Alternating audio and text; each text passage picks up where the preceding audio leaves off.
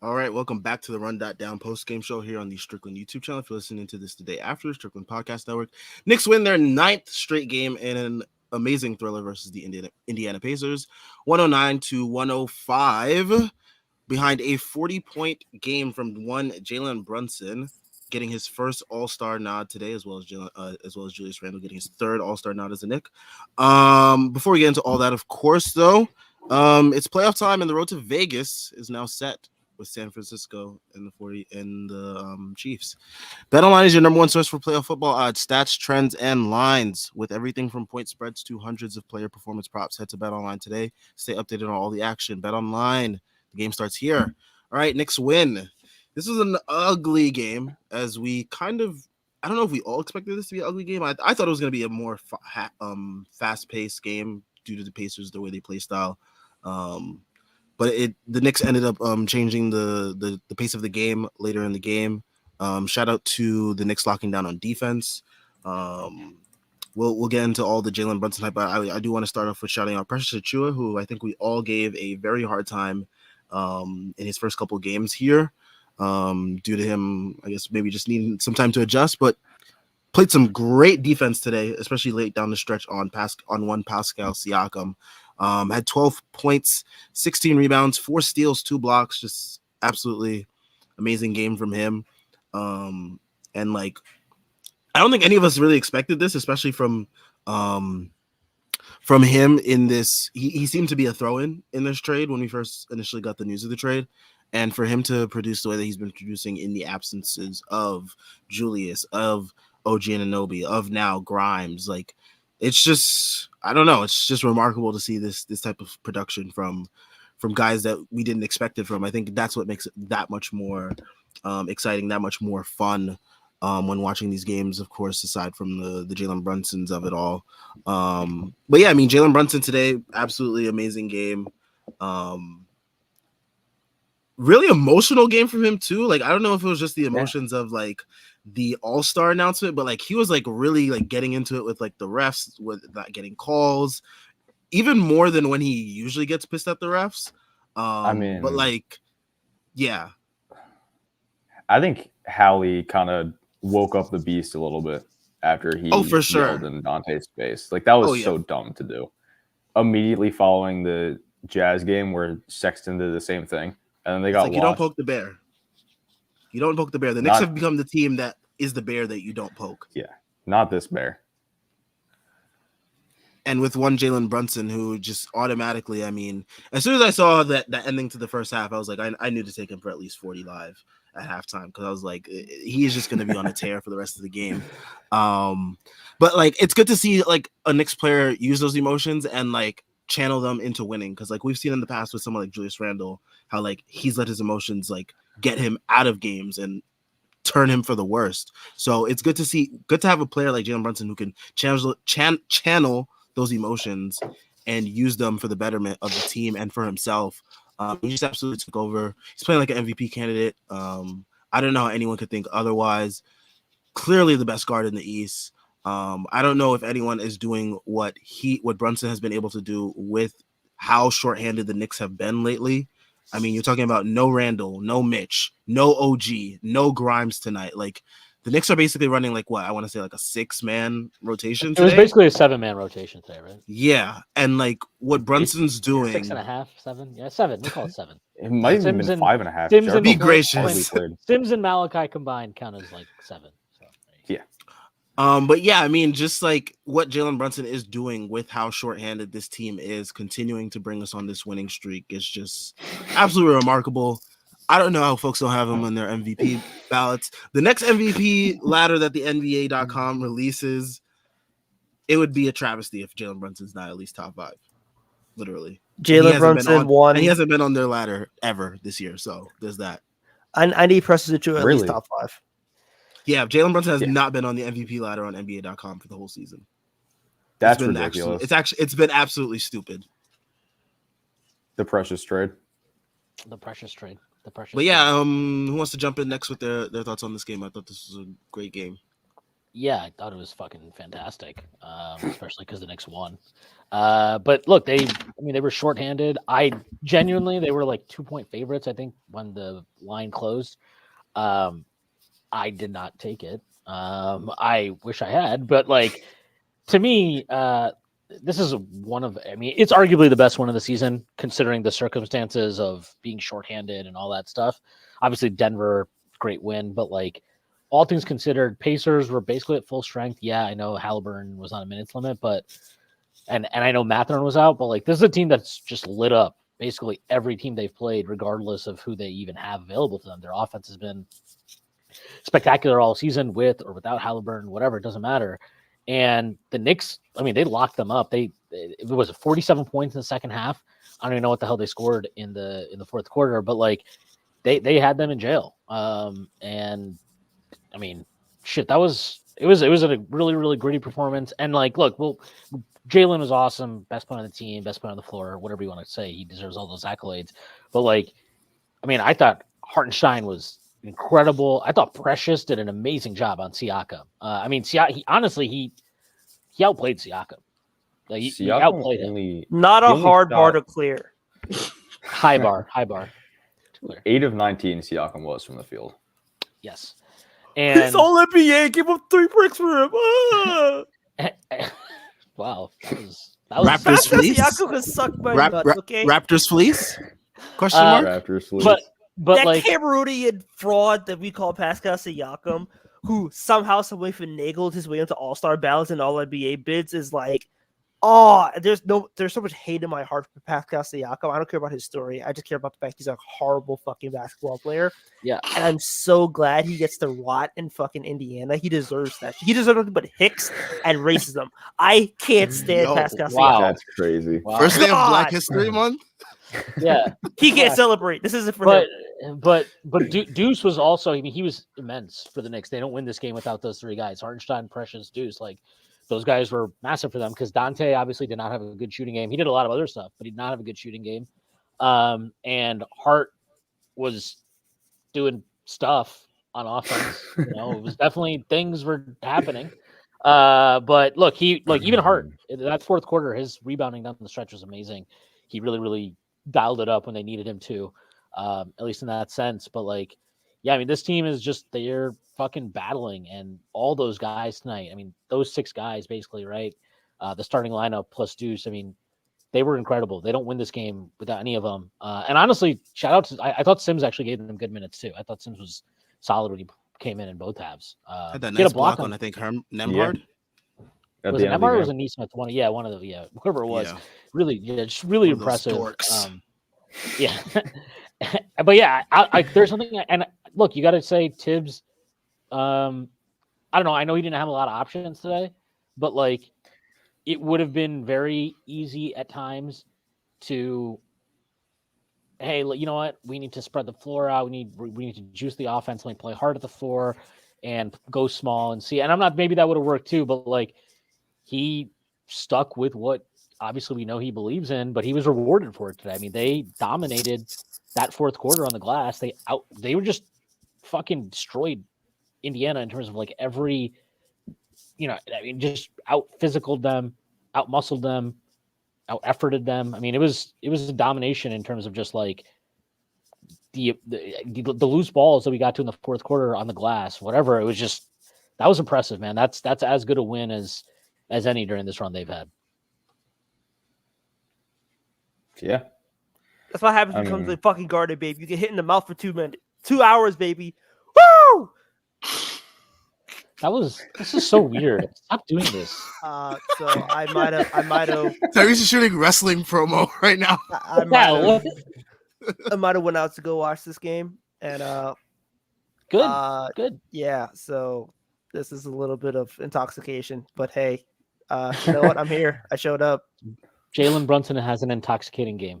So yeah, I love him. It's not your fault. All right. So next game is what? Saturday versus Lakers, right? Easy. Yeah. Yeah. If OG's back, do we think LeBron and AD are even playing in that game? Yes. LeBron will be a Knick. So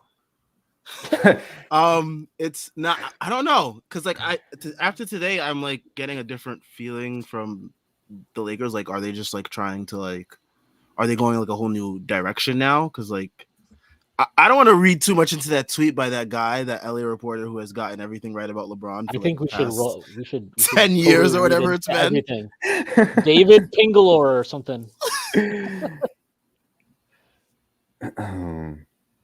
Yeah, I mean that guy. He's been right about every tweet that he's tweeted about Bron.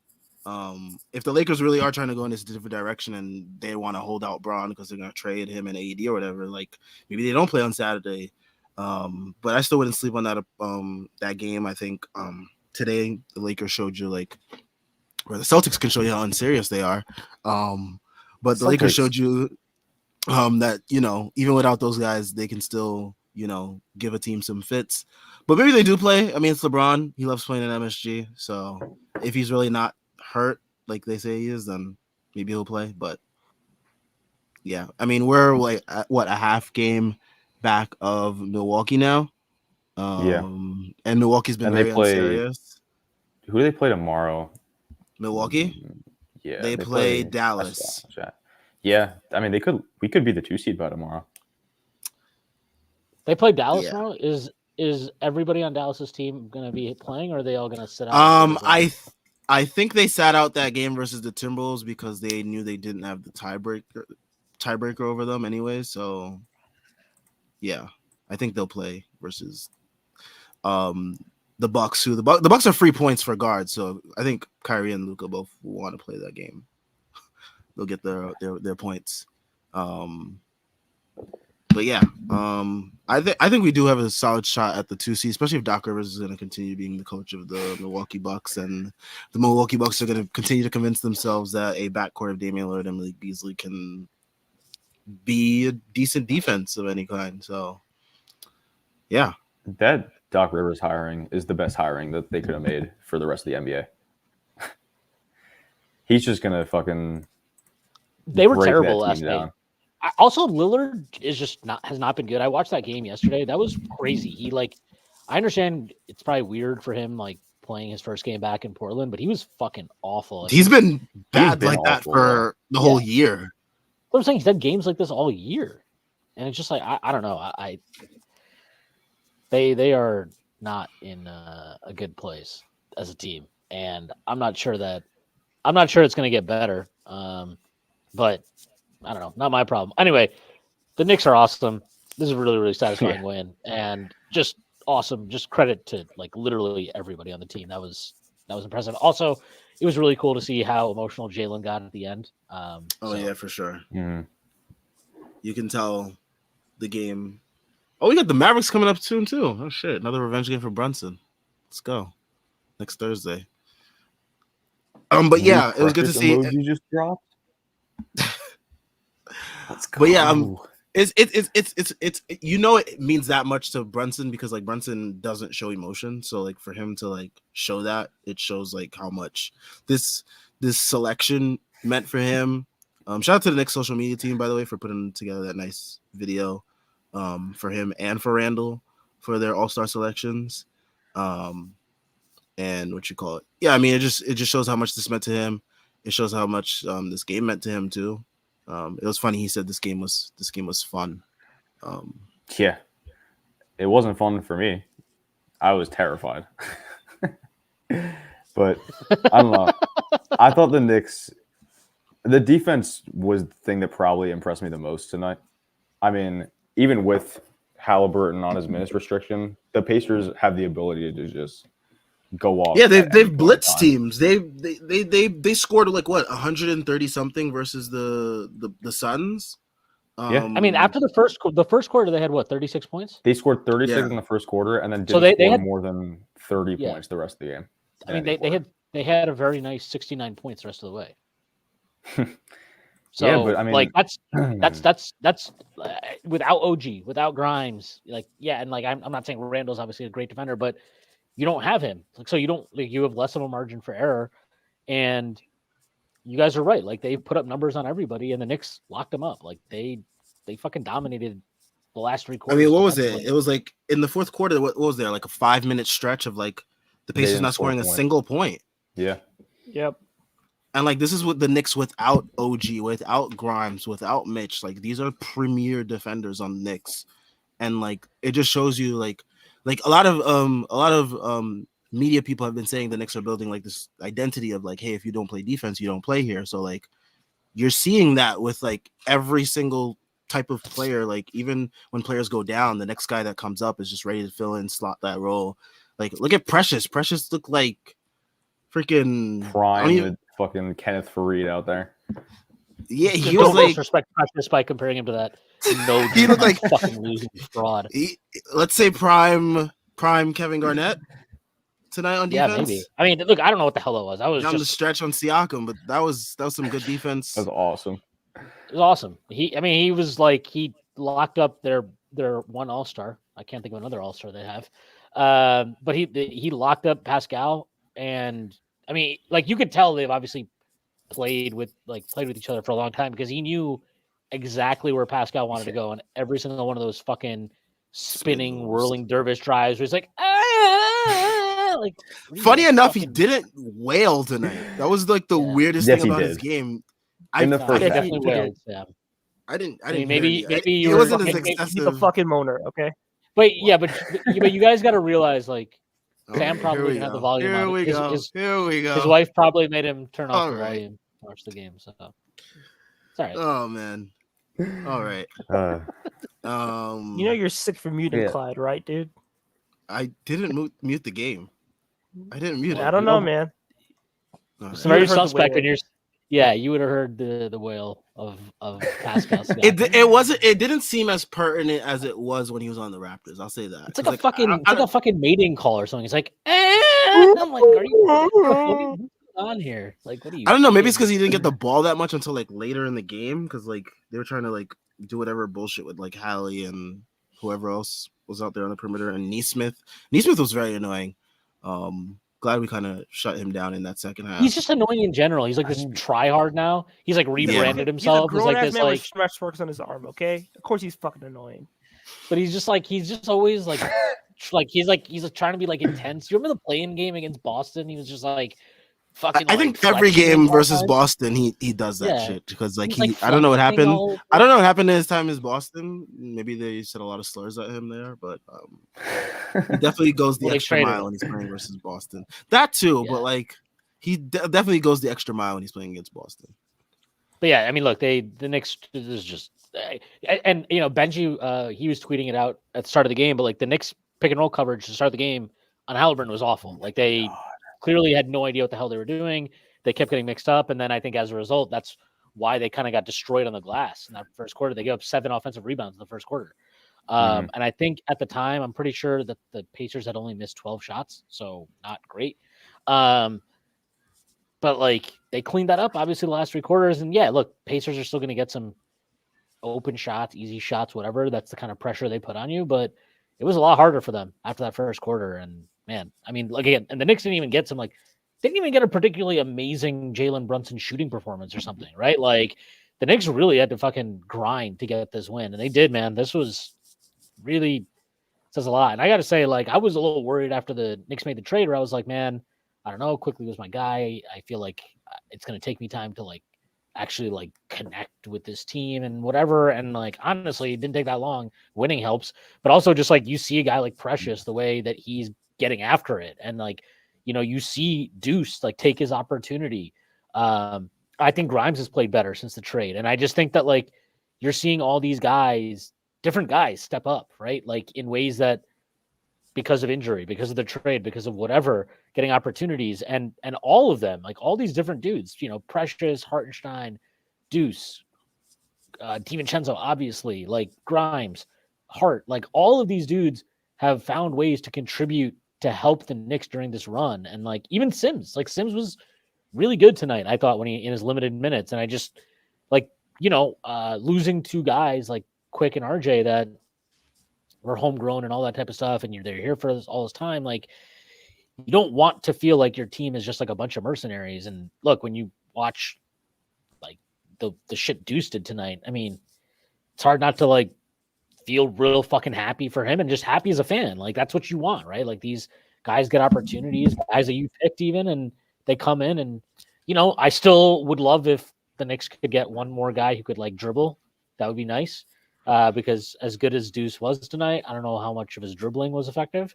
But keep shooting, man. And he showed the confidence to keep shooting. And honestly, I think Tibbs deserves a ton of credit with putting him back in to close that second quarter, the first half.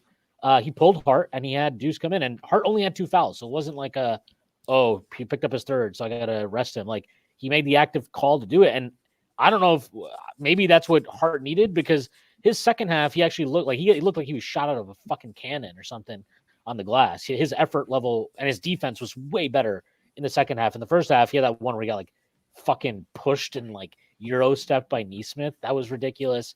He was just not anywhere on defense in the first half. And the second half, much different story from him and obviously from a lot of guys. But yeah, man, like this trade, I mean, if Precious is this good, like, I don't even know I don't think there's any way the Knicks could possibly lose this trade short of catastrophic injury at this point. Like the things that if Precious is actually like this and OG is, I haven't seen OG do anything.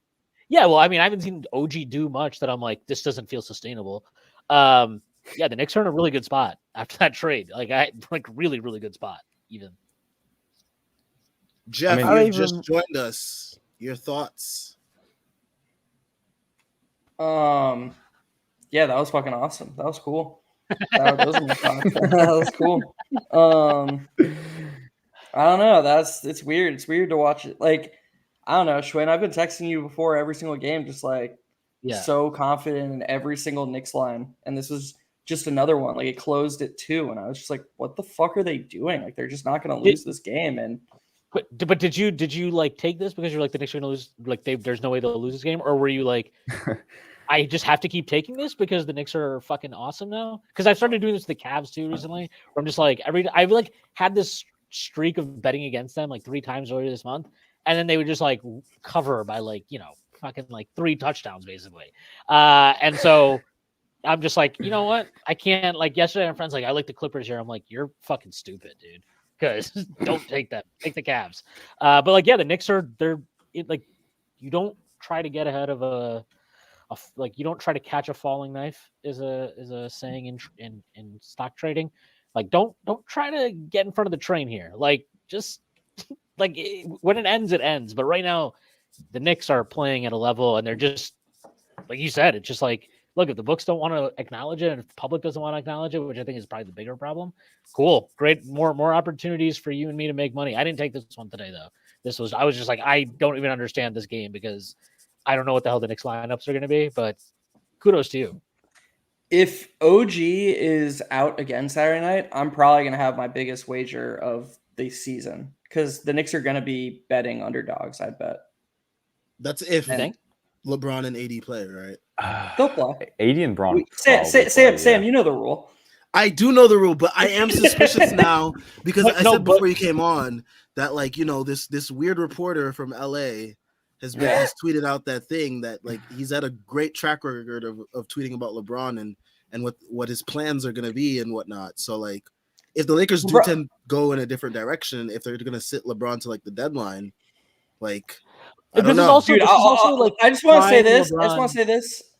If LeBron is getting traded, like, I'm already sort of skeptical, but if he legit knows he's getting traded, he's a fucking sociopath. Because I watched that game tonight, and him and AD were invested in that game. They cared a lot. Like, I know, I'm being serious. They cared a lot. Well, we know LeBron can put on a great act. Dude, it wasn't acting. They were like literally like up and down the sideline, like coaching and cheering. Like, was LeBron carrying his Malcolm X autobiography? LeBron.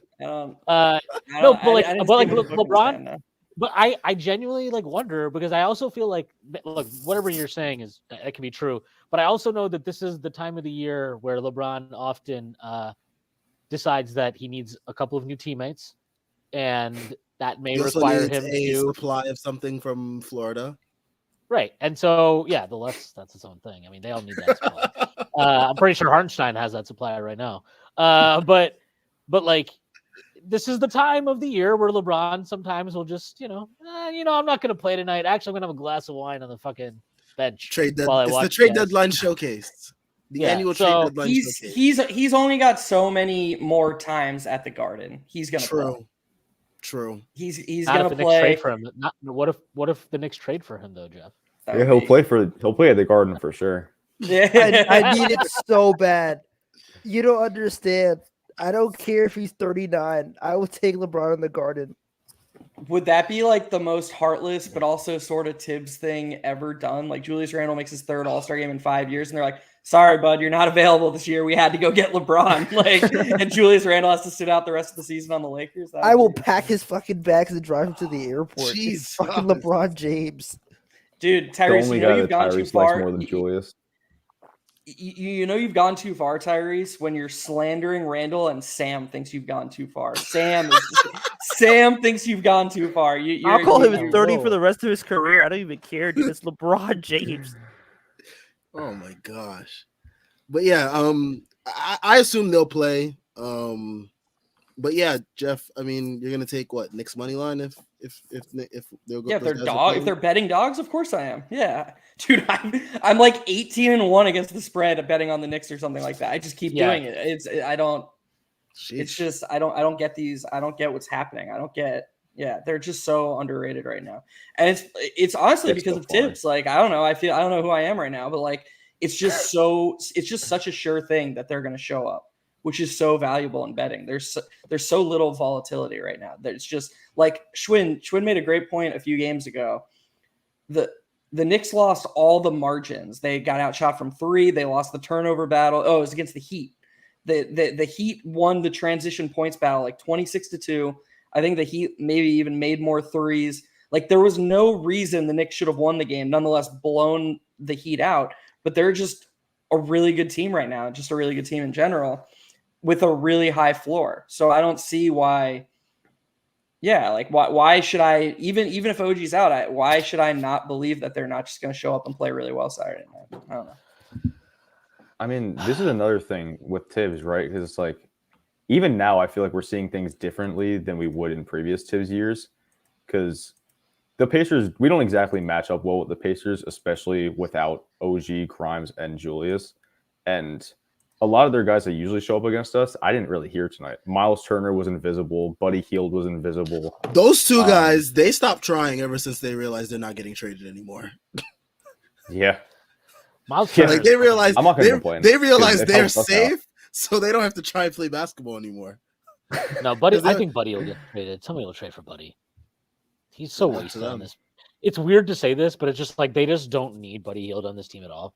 Just a waste of space, really, for them. They have a- The they have a lot of guys. guy they should trade is Turner. Honestly, like Turner's near his peak value, and I think Jalen Smith's probably just better. Like better, cheaper, younger. Jalen Smith's fucking awesome. Like he's just a really, really good. He's shooting 50% from three this year, and he has like a 75% true shooting. And I don't know. I've just never been really high on Turner, if I'm being honest. No, Like, it I've has. never thought he was good. Miles Turner could literally average like fucking 30, 10, and 6 blocks. And I'd be like, yeah, he's mid, dude. I just don't. I never care about Miles Turner. It's because he has no aura. But he's just a weirdo, and like I just don't like him. I don't like that like I people don't were like pining him. for this. Yeah, I don't like him, and I don't like that people were the Knicks fans who are pining for this guy. Like he's a Oh, fucking we need a second stretch coming. five. We need a stretch five. He builds Legos. that's How much he fucking stretching? Like, get out of here, dude. Miles Turner's a Tyrese, fucking you build loser. Legos. Yeah. Miles Turner is good. That's true. Miles Turner is good for like being Randall's workout buddy in the offseason. That's fine. That can be his thing. But like, And it turns out when I- Randall stopped working out with him, he got better. They haven't worked I out in like looked 2 at- years. wow, you keeping track of it like that. I like off-season fucking workout films. Fuck you. Okay. Alright. It's the tequila. I will I'm accept sorry. that. That's fine. I've said worse things to you every day. But yeah, I don't know. It's like fucking great watching this team, and it's awesome to just see other teams around the NBA. And I'm just like, yeah, you're not good, actually. Sorry, those problems must suck. I remember when I had to care about our team's lottery odds. I don't need to worry about that anymore. Oh wait, no, I do, because the Mavs actually suck, and we have their pick again, probably. So no, look, right now this season is unfolding in honestly, like all things considered, I don't know that the season could be going any better than it is. Like, obviously, the Randall injury sucks, but even with this Randall injury, I actually think Tibbs is now being, and I almost think he likes experimenting more with his team because he's forced. like, We say this all He's the so time. He's weird. always No, but forced to I think, experiment.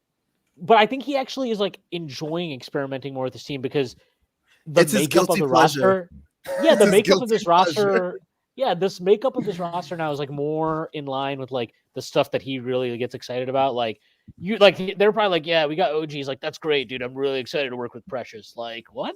Like wait, that's what you're like? Yeah, just I this guy, you don't get it. You guys don't see the vision. But he's been fucking awesome. I mean, honestly, I thought his defense at the 5 was like better than I anticipated in this stretch.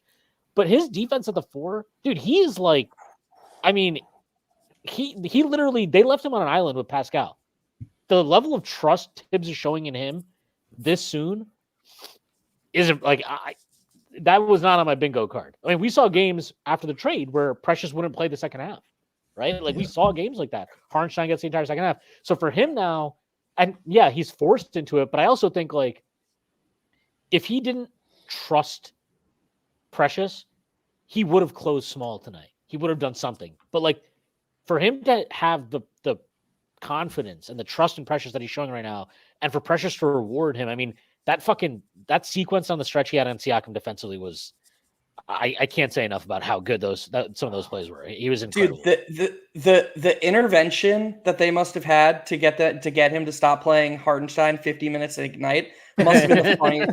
It must have been the funniest thing ever. Like they brought in some nerdy doctor with like sheets and shit. And like this is his Achilles. It's about to break. It's about to fall off. Like please stop. And Tibbs is like, all right, I guess. Like Tibbs is just like, okay, nerd, prove it. It's like I can't. Like I'm trying. Like I don't know what else to tell you. But I mean, it doesn't. X-ray ever him since 3 times. Ever since he like stopped doing insane stuff like with the minutes. Actually, I think his rotations have been great. Like they've been really good. I thought his rotations again today. Yes, they only had whatever. I mean, they played 8. They basically only played 7.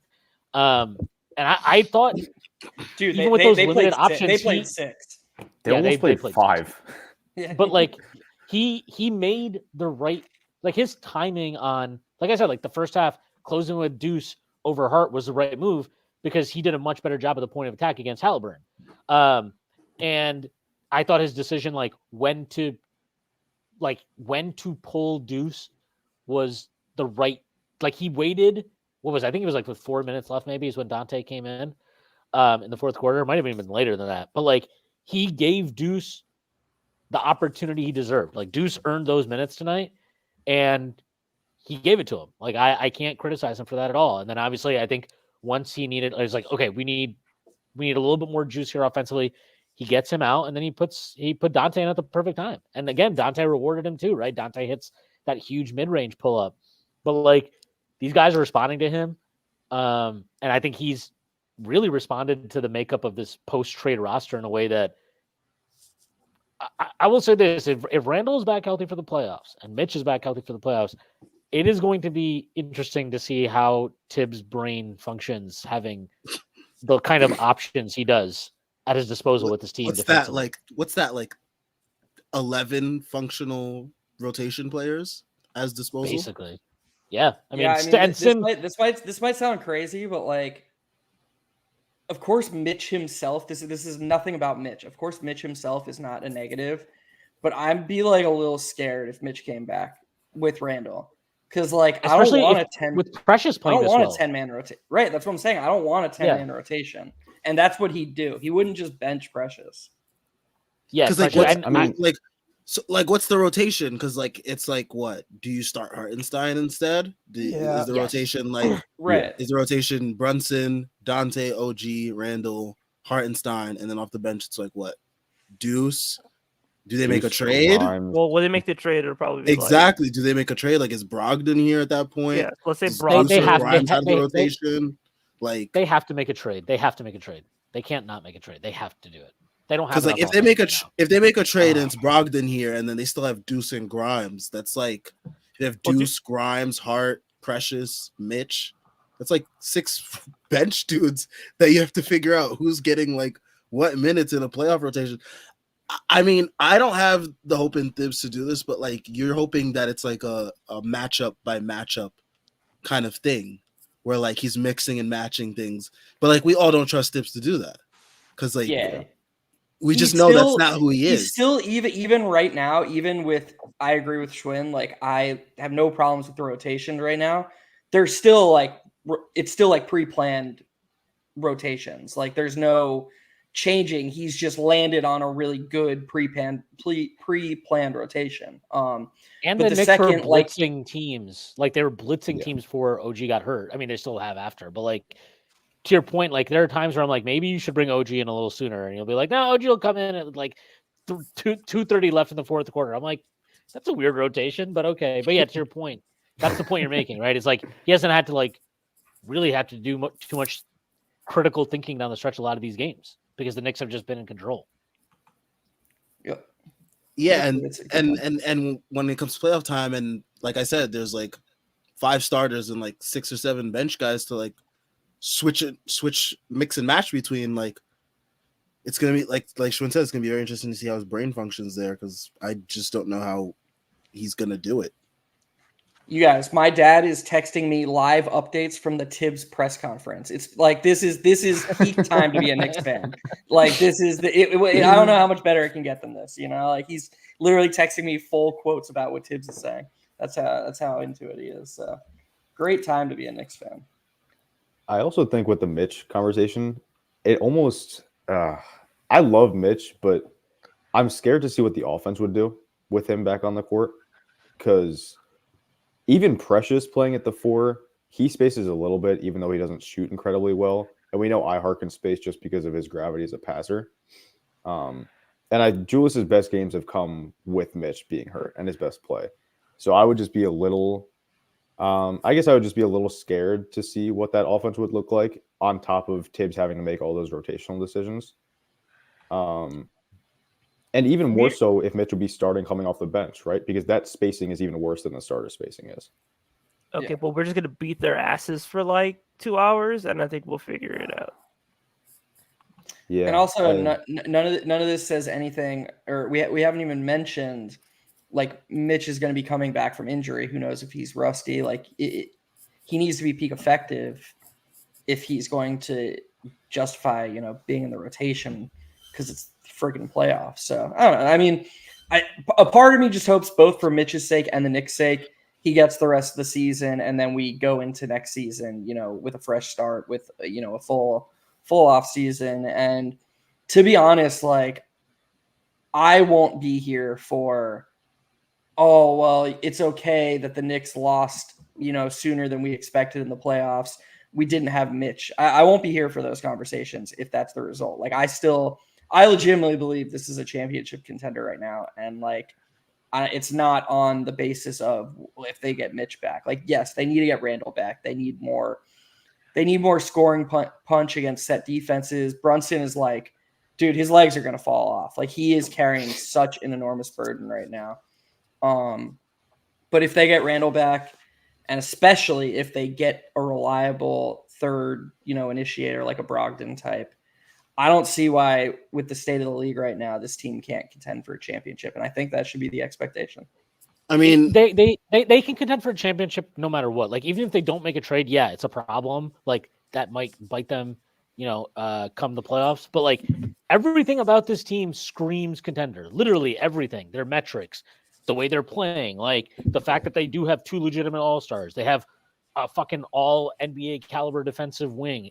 Precious is apparently amazing now at defense, or like, and just a monster on the glass. Like all this stuff is clicking for them. Like, and it's hitting. And me and Stacey talked about this on the pod on Monday, but like, if you really are thinking about like, I 100% underestimated or did not fully appreciate like, because I generally think valuing like physical tools profile over like skills, basketball skills is not wise. So I kind of was like, okay, well, you lost all the scoring now. How are we going to ever score? But like, they're obviously finding ways to do that. Way more movement now. They've added all these guys that cut and move off the ball really well. which helps as well. But like, you mean if you're going by like what do they need? Like, and everything is like, oh, 3-and-D wing, right? We obviously big wing defender, so you get that with OG. If Precious is this guy that can like basically defend 3 to 5, I mean, you're talking about just a lineup and a group here that has the potential to be like they are probably the best defense in the league when they're healthy at this point. Like easily. They're that good. They've been that good. No other team is holding teams to like below 100 points, below 110 points. Like teams are routinely scoring crazy numbers this year. So the fact that the Knicks are able to do this on a consistent basis, I think that alone states how great this defense is. Yeah. Yep. And it's Kenny here. 10 days ago, most people wanted Sims to get a shot over Precious. As well as he's playing now, that might be different when Mitch is ready to get back. These things tend to work themselves out. Yeah, I mean, the Knicks are also just in an advantageous position with Precious's contract as well. So, like, I don't think they need to do anything other than Tibbs just has to push the right buttons right now. Do we trust him to do that come playoff time? I gotta be honest. I just think that the front office has made it really easy. I don't see what. I don't know. Like I guess I'll wait and see. For me, it's more of a concern about like when we get all these bodies back. It's like managing, like who's gonna be situational. Like because like some of these guys have played themselves into situations where they can't really be situational. So it's just like, how do you find that balance? Well, if they get good problems to have, by the way, if they get Randall back, which that is the expectation. So there are two outcomes here. They either trade for someone like Brogdon or they don't. So if they don't trade for Brogdon, and this is the rotation, even when Julius comes back, isn't it just the starting lineup and then Deuce, Grimes, Hart, and Hartenstein? Or excuse me, Deuce, Grimes, Hart, and Precious. That's still a 9-man rotation. And if they trade for someone like Brogdon, probably someone's leaving. Like the only way this gets grimy, pun intended, is Mitch. If Mitch comes back, or they are able to get an initiator like Clarkson or Brogdon, and for whatever reason it's Fournier's contract that goes and they don't trade, Grimes, which would be weird because I feel like they still want to hold on to Fournier's contract for the quote unquote big move if that's ever coming. So like, I don't know. I don't see that angle of it. To me, the only thing is the Josh Hart thing. Like Josh Hart's been really good lately. I thought he was bad in the first half. Thought he was really good in the second half. His rebounding's huge. But like, Sam, I thought you made a great point earlier where you brought up like the stiffness of the rotations and how like when you get in the playoffs, round 1 you could be playing opponent X, and round 2 you could be playing opponent Y. And there has to be some willingness to adjust styles schematically. It can't just be robotic, like this is our rotation, they're set in stone. And to me, nothing symbolizes that more than I like Josh Hart's rebounding, so I'm going to throw him out there at the 3 no matter what. There are just going to be teams that doesn't work against, and like it's going to make it too hard to score. And so, we look back at the last postseason, and me and Schwinn spent the whole offseason harping on it. Those Hart RJ minutes were just absolutely brutal. That probably lost them the series against the Knicks or against the Heat. And to me, the only way I look back on the playoffs this year and I'm like, God, man, Tibbs really is if he doesn't understand the value of spacing and he over relies on Hart again in those lineups. So, I mean, I'm not going to be super close-minded. Of course, Tibbs could surprise me. Of course, basketball's weird. I could just, oh, wow, I didn't even think about that. But man, the roster is just set up so well right now that I do think it kind of mitigates Tibbs's weakness as a rotator. I just think it's really solid right now. I mean, sorry, go ahead. Here. To that point of I'm just going to throw Josh at the 3 thing. It's almost like the roster that we have, like you were saying, allows him to be able to make that mistake, because I don't know if it's not Mitch on the floor. Let's say we don't have Mitch for the postseason. How bad can the spacing really get?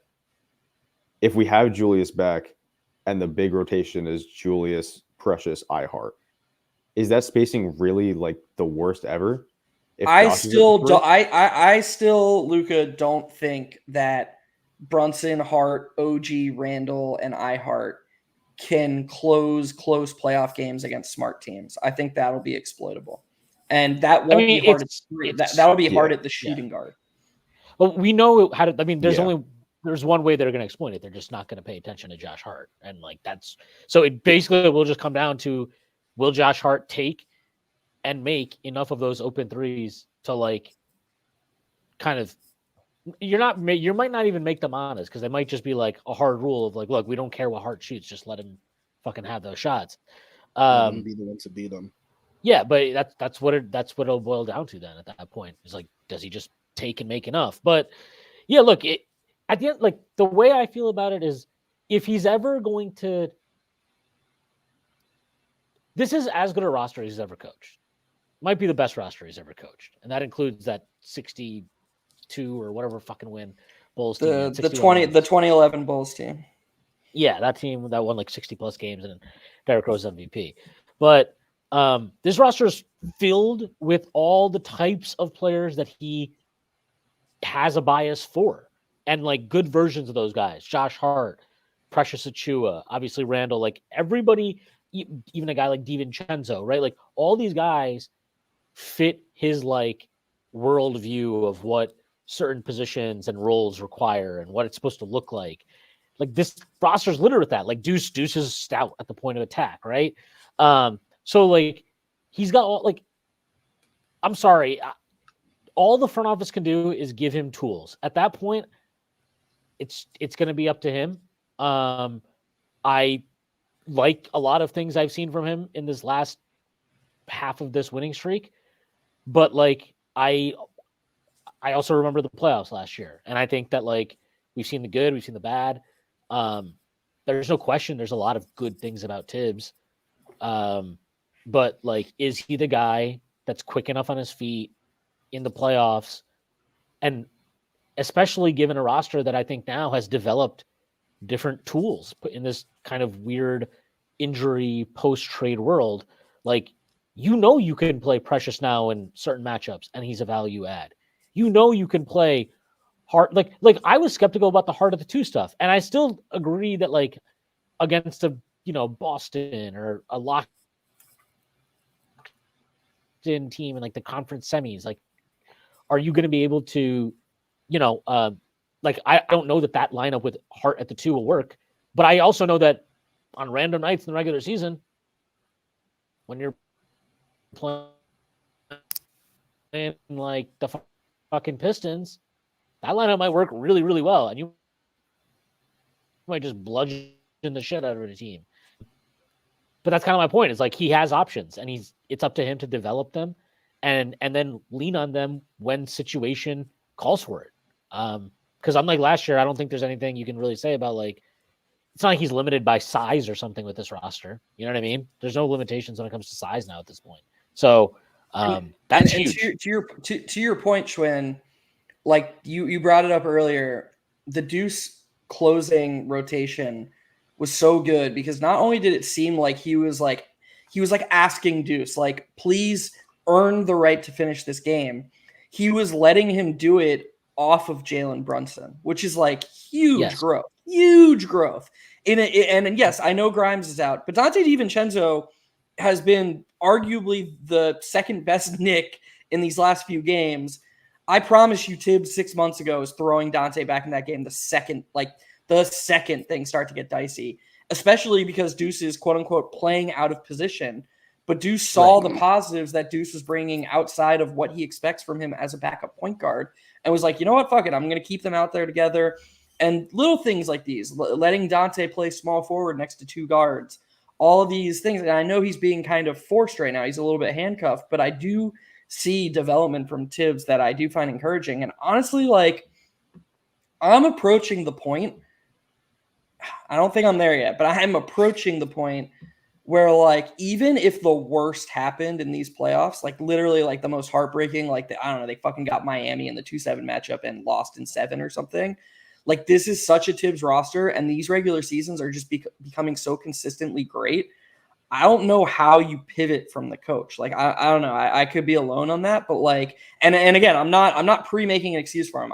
I believe that I have like conference finals expectations for this team, but like, I'm just so far from like, oh my God, this guy's got to go, because this is just, how much better can it get to this? This is just every night this team is playing so hard on both ends. And for a guy who watches as much as NBA as I do, like, man, just tune in tomorrow night when the Knicks are off. Watch how often teams are blowing rotations, are missing stunts, are not locked in and on a lot of teams are just mailing it in on a nightly screen. basis. Right, exactly. And like, sure, that makes it harder for us to ascend and peak in the playoffs, but there also is a value to the high floor that a Tibbs coach team brings. I don't know. I know I'm just kind of rambling here, but I'm super impressed with both Tibbs and this team.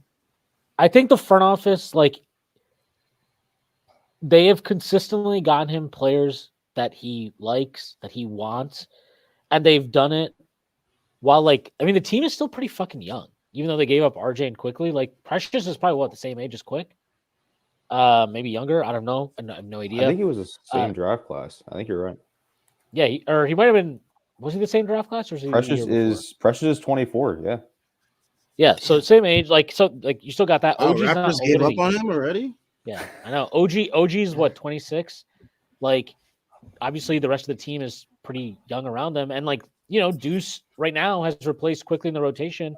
Like, look at his age, right? Like, he's probably younger than Quick. He's got to be. He's 23, I think. Grimes, obviously, he was playing, and look, it was really nice. I don't know if anybody caught it, but in one of his post-game quotes. In one of the videos they did, like they post on SNY's Twitter, at the very end, he kind of like name checked a bunch of guys, but Tibbs went out of his way in like the last 15 seconds of the clip to just like really praise Grimes, like really, really went out of his way to be like, he's playing really well right now. Love what he's giving us on both ends. Like, I do think that maybe, I mean, I'm not saying Grimes is now not going to get traded. I'm just saying it's obvious to me that like he's happy with this roster and he likes it. I think he likes it. I think he liked last year's roster, but there were also things about that roster for him that are just, but they don't fit the bill of like what he wants. Like he doesn't want to have like he doesn't him after the game to fight him. Yeah, I mean, of course, but I'm being serious. Like the fucking guys on the fucking team, like Quick, like he might have loved Quick, but in his head he's just like, Quick isn't a good enough point guard. Like which is fine. Brunson's awesome. But also, I can't play him next to Brunson because in my brain, like, I've already decided this can't actually work without trying it. So, okay, fine. Like, if they're going to stick with the guy, stick with the guy. They have now given him a roster just chock-filled with guys that fill into the little boxes that he likes to have people and check everybody off in. And, like, that's why I don't know. Like, can I get better? I don't know. But I still think that, like, this is a title contending team. The coach of this team, no matter who it is, doesn't matter who the fuck the coach would be, needs to be judged in terms of how they get this team to. Is that Tyrese on the mic? Tyrese, you good over there? Yeah, I'm good. Yeah, I took a little nap. A little bit. but yeah, like if he's ever going to succeed, this roster is really, really built for him, and like. It is a title. I think it's a title contending team at this point. I really believe that, especially Preston Issue is leading us to the Candy to Heroes, baby. Woo! Yes, but assuming Randall comes back, like if Randall's good to go, I don't see how you can't say this team is a contender. Obviously, we got to see Randall not be a basket case offensive in the playoffs. But given those conditions, like if he does that, I don't really know how you can't hold him to some higher standards. And I say that appreciating kind of everything you said, Jeff, about. You know, these seasons are awesome, and I agree with all that. But like, you know, I still think you got to be able to hold everybody to a high standard. Then, right? Like we hold these players to a high standard. So, I think if you give Tibbs all the tools he wants. I'd also like to say, and this is gonna break Luka's heart a little bit. I do think you have to separate Quickly and RJ. Like if they could have made this OG trade in the last offseason, like I just think we have so much evidence and data that RJ was just the one who didn't fit. Like the Knicks went from playing the league's toughest schedule to the league's softest schedule. And amidst that super tough schedule, if you just took Grimes and RJ out of the starting lineup and replaced them with Quickly and Hart, their net rating was like plus 26 per 100. Like, we just never got to see what that would have looked like across consistent minutes. I personally am convinced that if that was just the starting lineup from the beginning, at least the starters would have been steamrolling teams. And if they were able to, in the offseason, recognize that, okay, like, whatever you think of RJ's like individual ceiling in a vacuum, it's just not working here and it's not going to work. And they were able to pull the trigger, RJ and some first for OG, and the starting lineup was what it is with OG, and then Quickly was still on the team. Like, I would have been on Knicks title futures forever. Like, so I do think that, like, when you talk about, okay, they got a team full of Tibbs guys, I still do believe that in a profile sense, Quickly is a Tibbs guy for whatever reason, whether it was the size, whether it was the scrawniness, he didn't see it. And, you know, I say this, and RJ's been great in Toronto, and Quickly's honestly kind of struggling in Toronto. So this isn't meant as RJ shade. It's just RJ in his role in New York. I think it's clear that he was the issue. It wasn't going to happen for him here. It wasn't going to happen.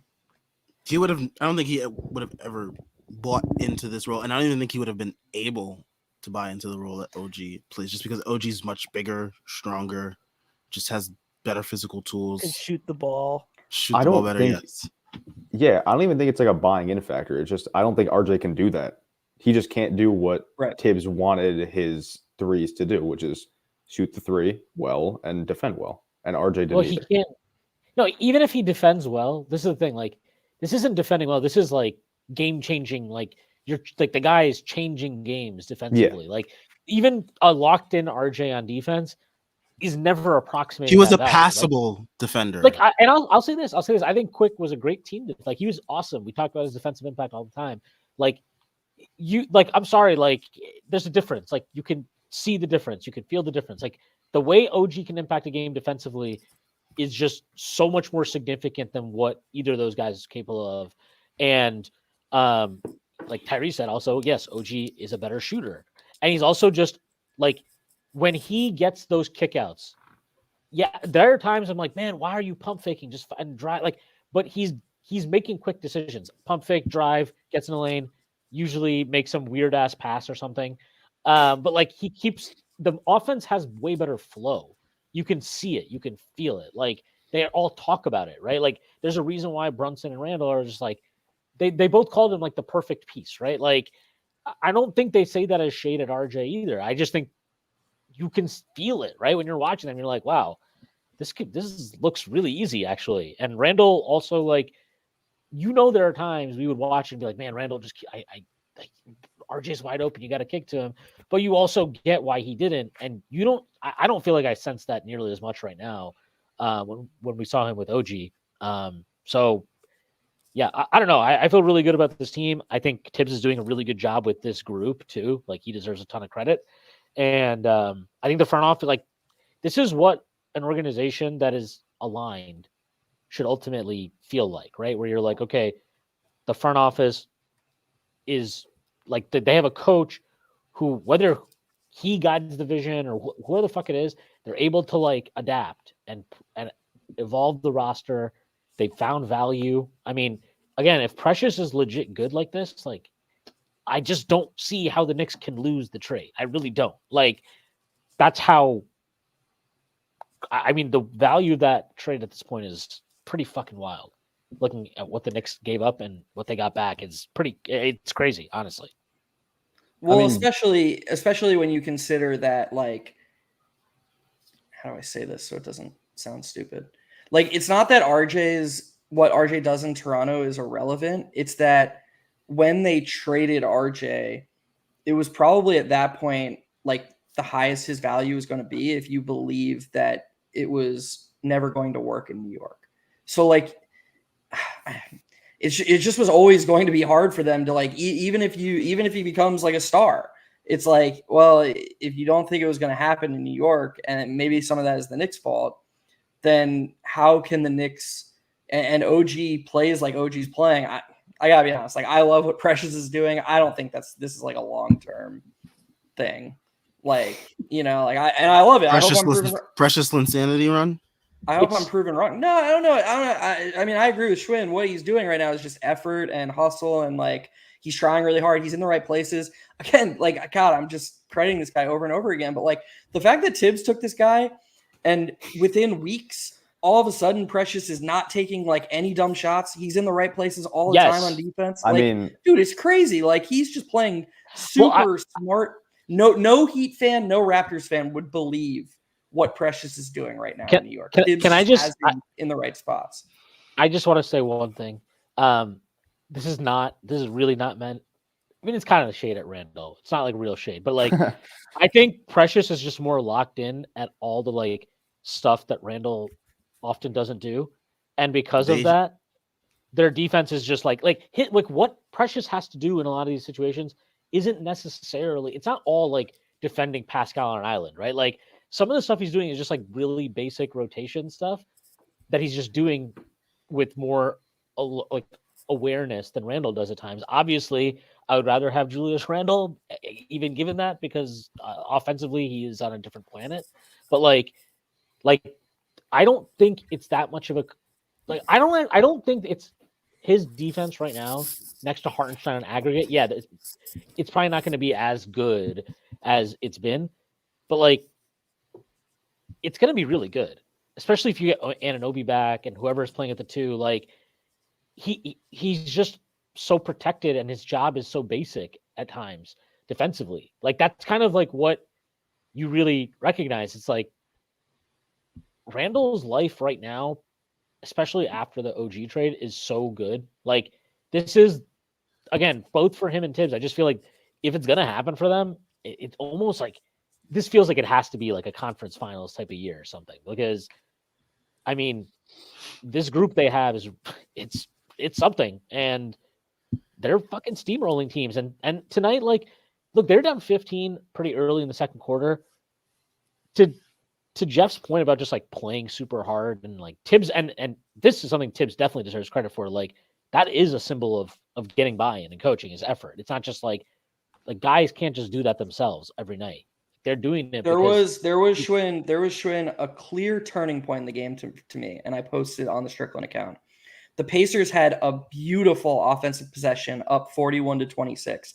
The ball was popping around the perimeter. They should have created at least 3 advantages on that position. And the 5 Knicks on the court were on a string, covering for each other, rotating every single time. And not only was an advantage not created, they couldn't even get into the paint. Like they couldn't penetrate at all, and they were trying to set up a back-breaking 3. And this is off an 8-game winning streak with an undermanned rotation where these guys are freaking exhausted. And they turn what could have been an 18-point deficit. Deuce gets the steal, takes it down. All of a sudden, we're down 13. To me, the entire tide of the game changed right there. And that just represents everything you're just saying. It was nothing but care and buy-in and effort on that defensive possession. If there was ever a time to just be like, well, fuck, writing's on the wall. We have no legs. We OG and Randall and Grimes are out. It was then. And guess what? 41-26 early in the second quarter. They gave up 35 points in the first. They gave up 59 points the rest of the way. Like that was to me, that was the turning point in the entire game. And I'm probably going to post that clip from the Strickland account very soon. Because to me, yeah, I think that probably won them the game. Yeah. I mean, Schwinn and I were saying it on the live too. Nothing the Pacers were really like the Knicks, to your point, Jeff, they didn't allow the Pacers to have any backbreaking possessions. They just kept it like within arm's length and just kept battling and punching back. And I mean, Schwinn and I saw it, and we even said it on the playback. I asked the Knicks to get a stop and a bucket right before half. They did so. I knew they were winning that game at that point. Like, it was just so obvious because as long as you keep it within a couple of points, Jalen's probably just going to win you that game by himself. And the defense just has to do its job, and it did. And that was just that. Josh Hart is having, honestly, like, this is like he's somebody actually said this in our Discord, I think earlier, maybe a few days ago, but like, he's like having he's like wholesome J.R. Smith energy. Like just very chaotic when he's on the floor at all times. Not sure what's going on. Like that first half, I'm like, are you alive? And then in the second only he half, could hit just, threes like J.R. Smith. Yeah. My God. I mean, this guy or every anything? wide open. Yeah, or yeah, anything. or just like, make this guy, or a shot. Yeah, it would be nice. Oh But God. and look, he But then you watch him in the second half, and yeah, he can't fucking hit a shot to save his life, but he's flying around and like, I mean, he had how many big rebounds in that fourth quarter? It just felt like he was on the glass, constantly keeping the ball alive. Like I don't know, you have all these like just guys that are really good, and they're all in their prime. This is like a really exciting time to be a Knicks fan, and like honestly, I don't know, like they have a chance to do something special this year. Like it feels like that. It feels like a lot of things. And I know it's weird to say this when all these dudes are injured right now, but it does feel like Hospital a lot of Knicks. but it does feel like a lot of macro stuff around the league it's opening up a window for sure. Like they're very close. They are very close. I know especially Sam's the king of the Doc memes, and for good reason. Doc's a funny coach. But Doc aside, do we all agree that it is in the Knicks' best interest if the Cavs like just keep crushing, and the Knicks and the Cavs are the 2 and the 3 seed, and the Bucks slide to 4? Yes. Or Yeah. Yes. Yeah. I'd rather be 3 over 2, honestly. I'll take the Pacers. dude, wait, oh, you mean in the first round? Yeah. I'll take the Pacers over like the Magic. Kenny Mayer kind of brings this up too. He says the dream scenario is the Knicks Cavs getting the 2-3 seeds. Knicks avoid the Celtics Bucks Sixers side of the bracket till the Eastern Conference Finals. One thing we didn't bring up is the whole Joel Embiid of it all with the Sixers. Oh yeah. Something happened to his meniscus. Shams tweeted out just recently that he said that the Sixers didn't outright say he tore his meniscus, but they're saying he's out over the weekend as they finalize a plan for his treatment. Very weird language they're using. It's like they're trying to avoid saying what we all know most likely happened. I mean, we also saw the guy screaming on the floor. That doesn't look like anything less than a tear, but I could be wrong because I'm not a doctor. But I mean, with Joel Embiid potentially missing a whole lot of time, the Sixers are obviously going to fall down the standings, so they are less of a problem to worry about in the East. But I mean, I would love to avoid the Celtics and the Bucks until a potential Eastern Conference Finals matchup. I'm only sort of joking here. Yes, but like Morey had to fist pump when that injury happened, right? Like maybe there's now like if Embiid's out, because he's a psychopath, first of all, so it's not without or not outside the realm of reasonability or believability for Morey to do something like that. But in all seriousness, like the avenue to Embiid leaving Philadelphia was a disappointing first round exit where he underachieved again. If he's out for the season, that can't happen. Maxey gets a chance to just like run the team and grow as, a number one ball initiator with no pressure. And then they get an off season knowing that they have their 2 most important players coming back with a chance to bring in somebody else. Like that's the Sixers kind of are. If Embiid is actually out for the season, I don't know. I'd be not happy because you feel bad for Embiid and you worry about his future and his longevity in the league. But unless you really believe that they could win a championship this season, I don't know. They were never going to win the championship, even if he was healthy. So there you go. Like, dude, Tibbs Embiid over here. needs to play. No, I already saw it. Can't happen. Cannot happen. Oh man. But yeah, I mean, here we go, Zan Rosen. But yeah, I mean, the East is looking very up for grabs with this, with the Bucks looking the way they do, with the Sixers looking the way they do. Cavs, I'm not super worried. I'm not moved by the front line of Evan Mobley and Jared Allen, especially with what our bigs are able to do, no matter who we throw out there. And trade Evan Mobley. I have a prediction to make. If they play the Celtics in the playoffs, this is as confident as I've ever been that Tibbs will go small against the Celtics with OG. It might take him a game. Define small. We'll see. Like, we'll see. Randall. Are we saying no Precious? Precious is not on the floor.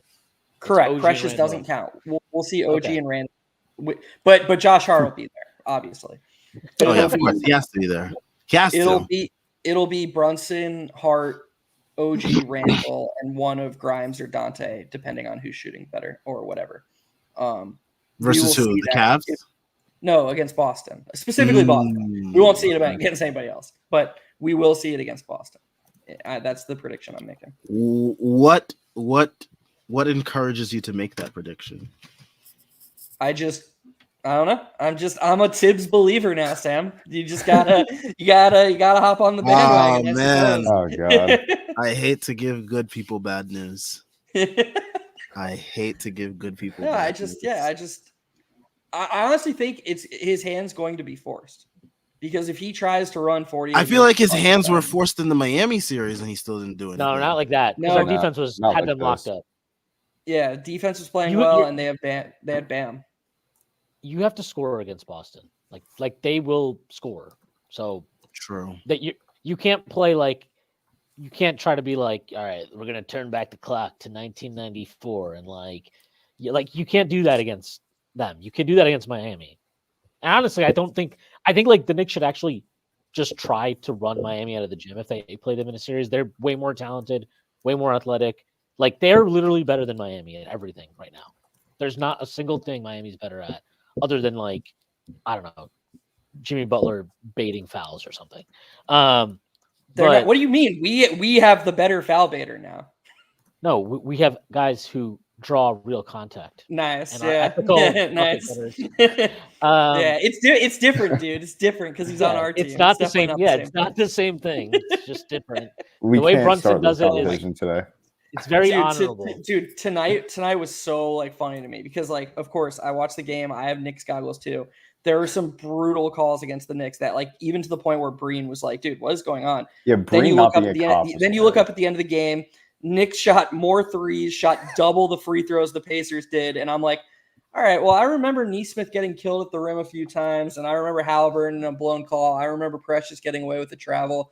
Maybe it wasn't actually as bad as all of Knicks Twitter is saying right now. And I was just I feel like the ones that they missed were really, really loud. Like the Jalen Brunson getting snuffed in the eye. Like that one was really loud. I guess what I'm just saying is you have to have the self-awareness, not you personally, Sam, just as us as a fan, just to know that we have a bias. We do.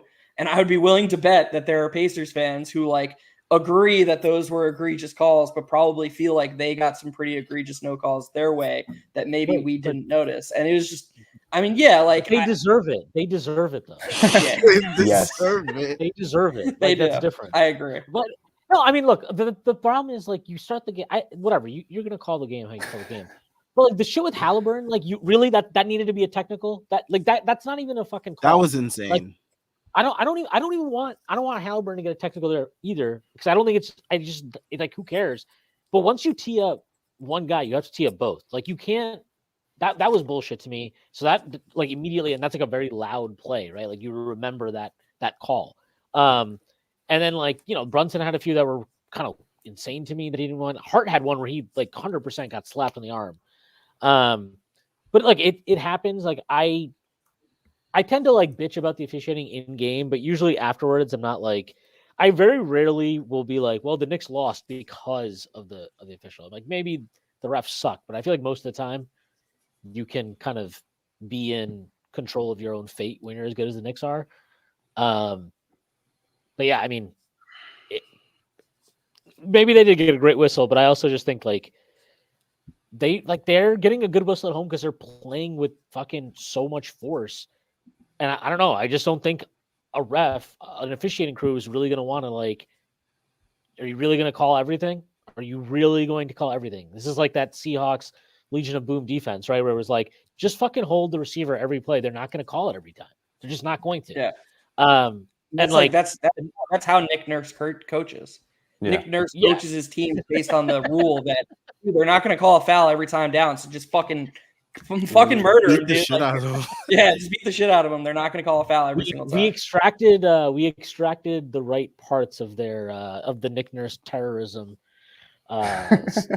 cell. We took out the right characters, and we are now better for it. Jordan Bub's comment here makes me ask this question: how far do we think this win streak goes now? What's our schedule look like? 1,000 games. 15. The rest of the season. We're never losing again for the rest of our lives, guys. Yes. I don't Need know. that. Saturday feels like I don't know. It's crazy. If we win Saturday, Fuck if outta we here, win Schwinn. Saturday, I'm just saying. I just feel like that's like you just They're said. losing. You said yourself. They're losing to You the said yourself, Mavericks. LeBron. You said yourself, LeBron doesn't have as many. Who knows how many games he has left at Madison Square Garden? Like they've been like this is a national Debbie TV Downer one. Schwinn. This is a national TV one. This just feels like this is a game. I think it's going to be a close game. I don't think that's what I would say. I don't think this will be like a blowout. national TV at the Garden. Who goes off for the Knicks not named Jalen Brunson? OG. OG if he plays. Dante. Precious. Yeah, Dante's in a Precious. groove right now. I think the Knicks lose the first game of their road trip. I think they lose to Houston. I think they get to 13 Really? and then lose at Houston. Yes. I think if At we win Houston? Saturday, I think Is if that we win after the All-Star Saturday, break? no, it No. is right That's- before. Before. So we play Memphis after Saturday. We play Memphis, Dallas, Indiana again, We probably lose that game. Houston, Orlando, and it's All-Star break.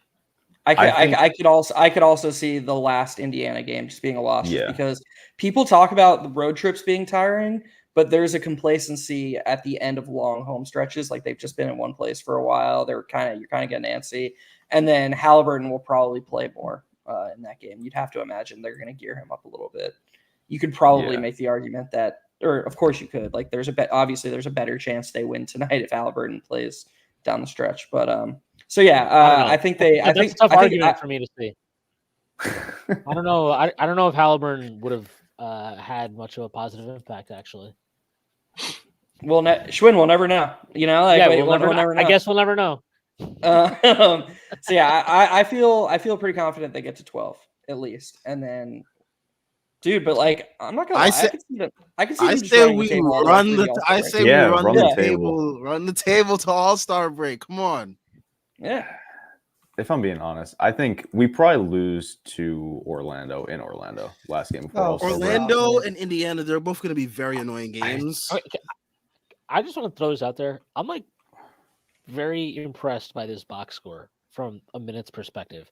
Hartenstein Yep. 36, Brunson 37, Hart 38, DiVincenzo 38, Deuce 29. The only guy who really pushed like to a high level is Precious. Precious had 43. Oh, 43 minutes. damn. So like Yeah, you played a lot. they definitely like him and Leon seem to have like a come to Jesus conversation once a year. And then usually from that point on, all of a sudden Tibbs is like a genius. I wonder if Leon like Jeff pointed out, if like do you just I don't know. We'll see. He's just like, you're killing him, and he's like, he can walk, he can run. It feels like they had a 43 minutes. conversation. Yeah, exactly. They had a conversation. They were like, "Look, dude, come on, like, come the fuck Says on." it's like, I gotta play somebody 40. He's just picking out of a hat. He's like, last game was Josh Hart. He's like, Precious, it's your turn. But I'm surprised Jalen I think. How many minutes did Pascal play? I mean, they're a weird Pascal team too, right? played. He played 35. Neesmith had the most minutes. He played 37. Yeah, Of course, but they have all these like Smith weird had the most forwards and minutes. stuff. It was a good matchup for Precious. It was a good matchup for him to play a lot, actually. It's funny that he took 16 shots too. I mean, Yeah, somebody Precious- needed to. Precious taking 16 shots. That surprised the hell out of me. What were He they took, all like- like rim attempts and stuff like that? No, Like, he took like 8 jumpers. he took like a bunch of threes, right? And took a bunch took of a like couple weird middies at the end of fadeaways the at shot the end of. clocks, yeah. Yes, they gave him live grenades that he had to Yes. just throw up. Yes. Sadly, But- They played Obi some at the 3. That was hilarious. Yeah.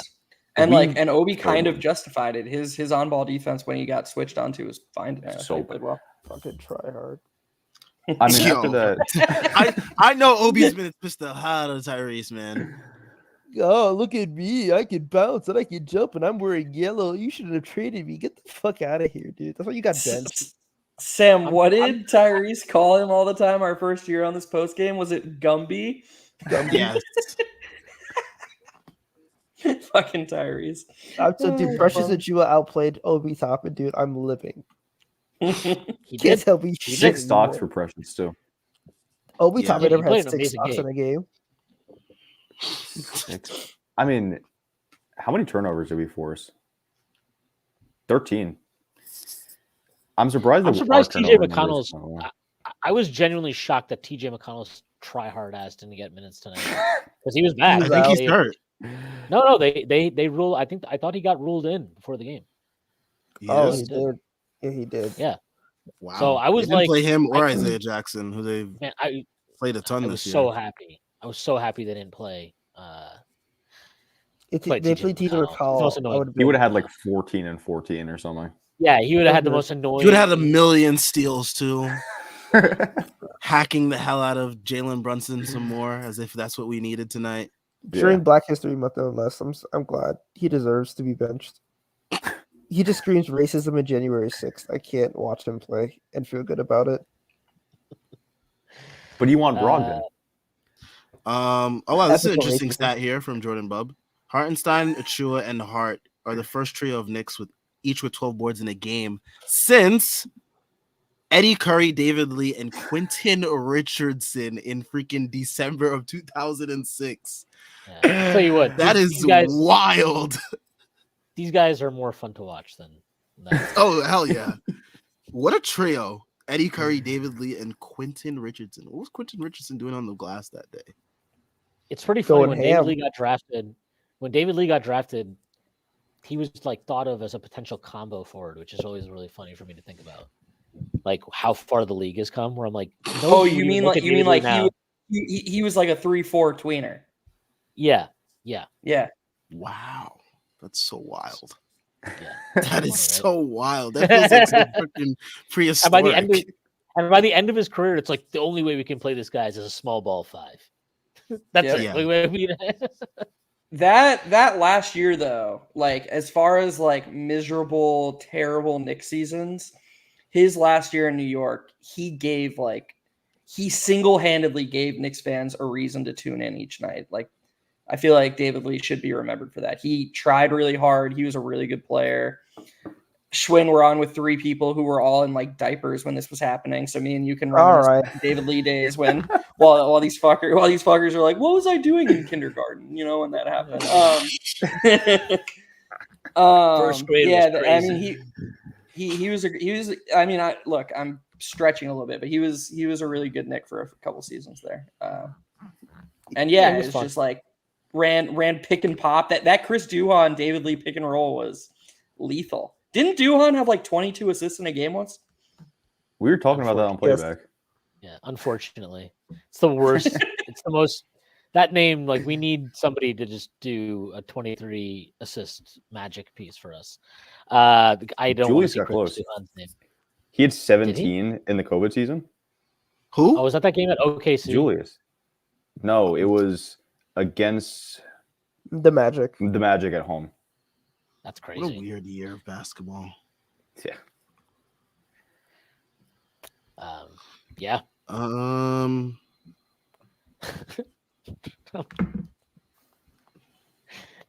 Felt weird rooting for DiVincenzo pushing a black man on the first day of Black History Month, but the win streak must go on. That's fucking crazy, dude. Dante DiVincenzo's running around with an untucked jersey. He's as close to light skin as you can get. Okay. That's crazy. He's wearing Antas. He's jumping. He has hops. He's wearing Antas, and his jersey's untucked. And he wears a shooting sleeve. Like we can let it slide. Untucked Dante is definitely like. I feel like he checks into the game and then, but he just makes one rotation. The entire jersey's untucked. I'm like, how did that even happen? How does that like? What did you do? He like lunges for steals with his whole body, so like his whole jersey just like his jersey just flies. Counterpoint, Tyrese. He has a soul patch, which is like the whitest thing you can have from a facial hair perspective. So that overrides all the rest of it. Like 2002 Maxwell, like. Yeah. Oh man. Oh my gosh. Wow. Okay. Let's see. What other comments do we have here? Yeah, DiVincenzo 8 for 26. Jesus Christ! I didn't know he shot that poorly. It wasn't just 8 for 26. It was like 3 for his last 20 too. Like it was because he started so hot. It was just a weird shooting night from him. He's a gunner, he had man. Like a billion. He was like, if nobody else is going to take this shot, I'm taking this shot. Yeah, he saw Randall go down and was like, "All right, this is what I came it's for. my time." Yeah, let's go. I'm putting up 22 shots. He's set his record now of 3 straight games for field goal attempts. I think That's Yep. insane. I'm pretty sure What was it? 22, 24, and now 26. something like that. And I gotta say, like, I didn't have a problem with almost any of those shots. The majority of those shots, I was like, yeah, I mean, fuck it. Like, what else? You're Josh open. Hart's not gonna. Yeah, Josh Hart's not gonna shoot it. I know that. I know he's not gonna shoot it. He was 4 of 14 from 3, right? Yeah. I didn't think he took any absurd threes. No, all of No, them were they're like fine. open or like, yeah, like he's going to have to take those shots because nobody else in the team can take those shots right now. So, Dude, that's Like I the say, thing. Is like it's just again like everything just goes back to Tibbs for me. The Knicks don't take dumb shots. Like yeah, they don't take dumb literally shots. They really don't. their shot profile is best in the league probably. Josh Hart And- takes some dumb shots, but I'll leave him alone. but like Josh Hart's dumb What- shots are oh, like in like- the paint. Are you talking about like Yeah, the yeah. end of shot clock fadeaway twos or something like that? Which are usually cash, by the way. They usually do go. Sort in. of. Oh, I That's am his never shot. mad. I am never mad at a Josh Hart 3 ever. I don't care if they don't go in. Oh He's yeah, I'm gonna not be mad out- at his threes. I just wish. He Yeah, would if make them, he's but- gonna be out there, he has Please to shoot the take threes. those.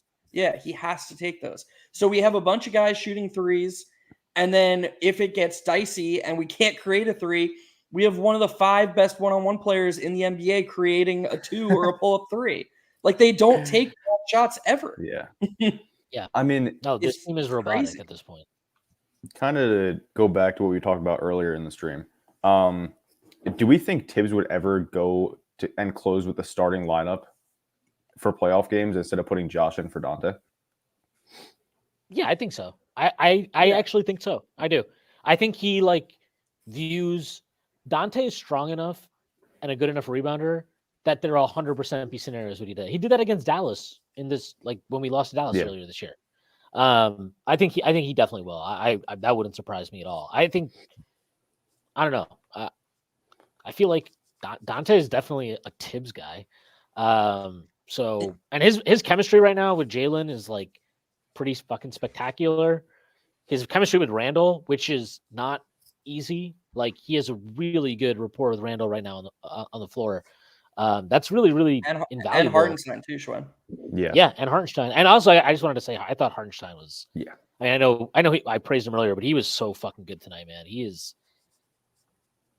Look, I love Mitch, but if this roster gets to a certain point where it's hard, man. Like Hartenstein's really fucking playing well, and he gives them stuff that like he's not as good at anything as Mitch is at like offensive rebounding, because Mitch is the best offensive rebounder in the league. But like his overall game, like there's nothing that he takes off the table for you as a team. Like he's just, I don't know. He's a really, really, really good player. I cannot believe that Tyronn Lue did not like him apparently very much. So Shout out to Tyronn Lue for that. Yeah, seriously. Yeah, they chose what did they choose? They chose John Wall over him. John right? Wall. Yeah. Yeah, the John corpse Wall. of John Wall. to go back to Luca's question for a second, I've actually joked with Luca a little bit the last week about how it seems like Grimes is like trying to jump extra high for the rebounds to be like, hey, Yeah. hey, I can do it too, guys. Like I can get these rebounds too. Yeah. but I Because you- actually agree with you. Sorry, you finish, my bad. I was just gonna say you'd like to hope that on a night Grimes has it going, like we're starting to forget that of Dante and Hart, he's still the best point of attack defender, and so like it is sad that like you want like he needs to quote unquote have it going, but at the very least on the nights he does have it going, we need Tibbs to be okay with both Hart and DiVincenzo sitting because Grimes' defense is that game changing. And honestly, fuck man, if Tibbs is gonna keep being willing to play Deuce a little bit off Brunson just to inch his minutes higher. Shit, dude, if there's a night when Deuce is really hot, close him with him at the 2. He's just as good at the point of attack as Grimes is. Jeff, Like, you're gonna have certain parts of Knicks Twitter asking for you to be put on the cross. for thinking Grimes and Deuce are good at basketball. Yeah, or should get like Yeah. 5 more minutes of playing time. No. Wait, Can't did happen. people actually try to put you on the cross, Sam? That seems a little racist. Fuck up. Jesus, dude. That's terrible. A lot of people definitely got upset at me for my tweets regarding one Quentin Grimes getting 5 more minutes of playing time. They're just jealous of your parlay, Sam. When are you gonna learn that? Like, Dude, he hit another one tonight. Fucking, yeah, dude. what was it? Parlay +4,000? winner, got a wife, like he's got the whole shebang up there in New York. Yeah, 2024 has just been awesome. Just double Sam's year, dude. Sam's year. Oh man. The summer of Sam, maybe. The year of Sam. We've reached that point. It only took an hour. It only took an hour and a half, though. Yeah. But you talked about Hart shooting threes. What only annoys me about when he shoots threes is I'm like, why does your body have to like? Why it feels like he's got to like fade in some direction. Like nobody isn't like challenging you. Can you just shoot a fucking normal jumper? Is that too much to ask for? It's impossible for him right now. I wish he shot threes like he shot his free throws. His free throw doesn't look nearly as ugly as his jumper does. It's such a weird conundrum with him. Yeah. Maybe he's just running low on breast milk. That too. That Could too. That's apparently his fuel. Someone's watching that great clip of Alan Hahn, who was on sideline reporter duty today, weirdly enough. Yeah. Monica McNutt is too good for us now. She's I mean, crazy. she's on the radio. So if you want to listen to her, you can listen to the radio. Could be Wally and Bex are having number 2. We'll getting a little too excited about. All right. Can we not conspire about Wally's sex life? That's where I draw the line. Oh, man. Talking about, I was a one-time All-Star, babe. Oh, dude, you know, the first night they got together, he was talking about his Miami of Ohio days. He's like, "Oh man, you should have seen me back in the day." You just screams that kind of guy. Oh man, remember Wally Mania? Or wait, what? Wally Mania? No, Schwinn, what was it called? No, It was Wally's World. I don't even Wally's remember. World. That's what it was. The year they made the Elite Eight on he made the Elite Eight on like a terrible Miami of Ohio team, and he averaged like 40 a game in the NCAA tournament. Yeah, Wally had a crazy run in the NCAA tournament. This is why he can call people fake all-stars. Yeah, dude. TV, He was also correct the entire time. He is right. I thought Halliburton is such a dweeb, man. He's such a fucking. He's such a dork. He's such a fucking dork. I don't like him. Just You can't not be a dork and dress like that. Like, dude, what is he doing? He dresses like a cartoon supervillain. His outfits that are was so crazy. funny. Dude, he's like somebody came to the future from 1982 and was like dressing him up in Michael Jackson Thriller outfits that didn't make the cut, like that, like, oh, well, I have some left over. Actually, choose these, and then he's wearing them in basketball games. It's crazy. But I disagree with you guys about his basketball skill. I think he's really good at basketball. But I'm happy to make fun of the outfits. He's a dork who's really good at basketball.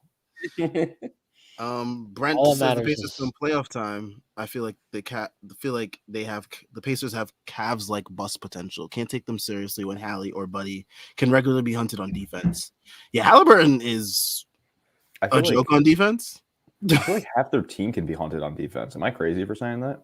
Turner, not really. They have Nesmith, who's solid. Nembhard's not a good defender. Pascal's not a particularly good defender. No, you're wrong about that. Nembhard's a really good defender, but really, has he been good this year?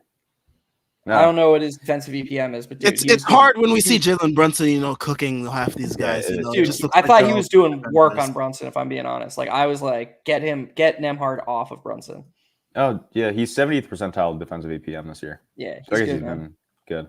Brunson just makes everyone look regular because Brunson's true. They don't really have any guys defensively that are like game breaking other than Nesmith. Yeah, like their defensive identity is kind of just built around. They don't have one. Hoping other teams just miss shots. They're like, I hope we outscore you today. Yeah. Miles Turner get a couple blocks. The only thing I'll say about this, regarding Brent's comment, is I don't think there's the same pressure on the Pacers to succeed that the Cavs had. Like the Cavs are literally trying to keep their foundation together. And I know they have like a pretty solid pivot plan if Mitchell leaves, because Garland and Mobley are just like they're still young enough that they're a fine thing to build around. But the Pacers, Siakam seems happy there. Halliburton's still really young.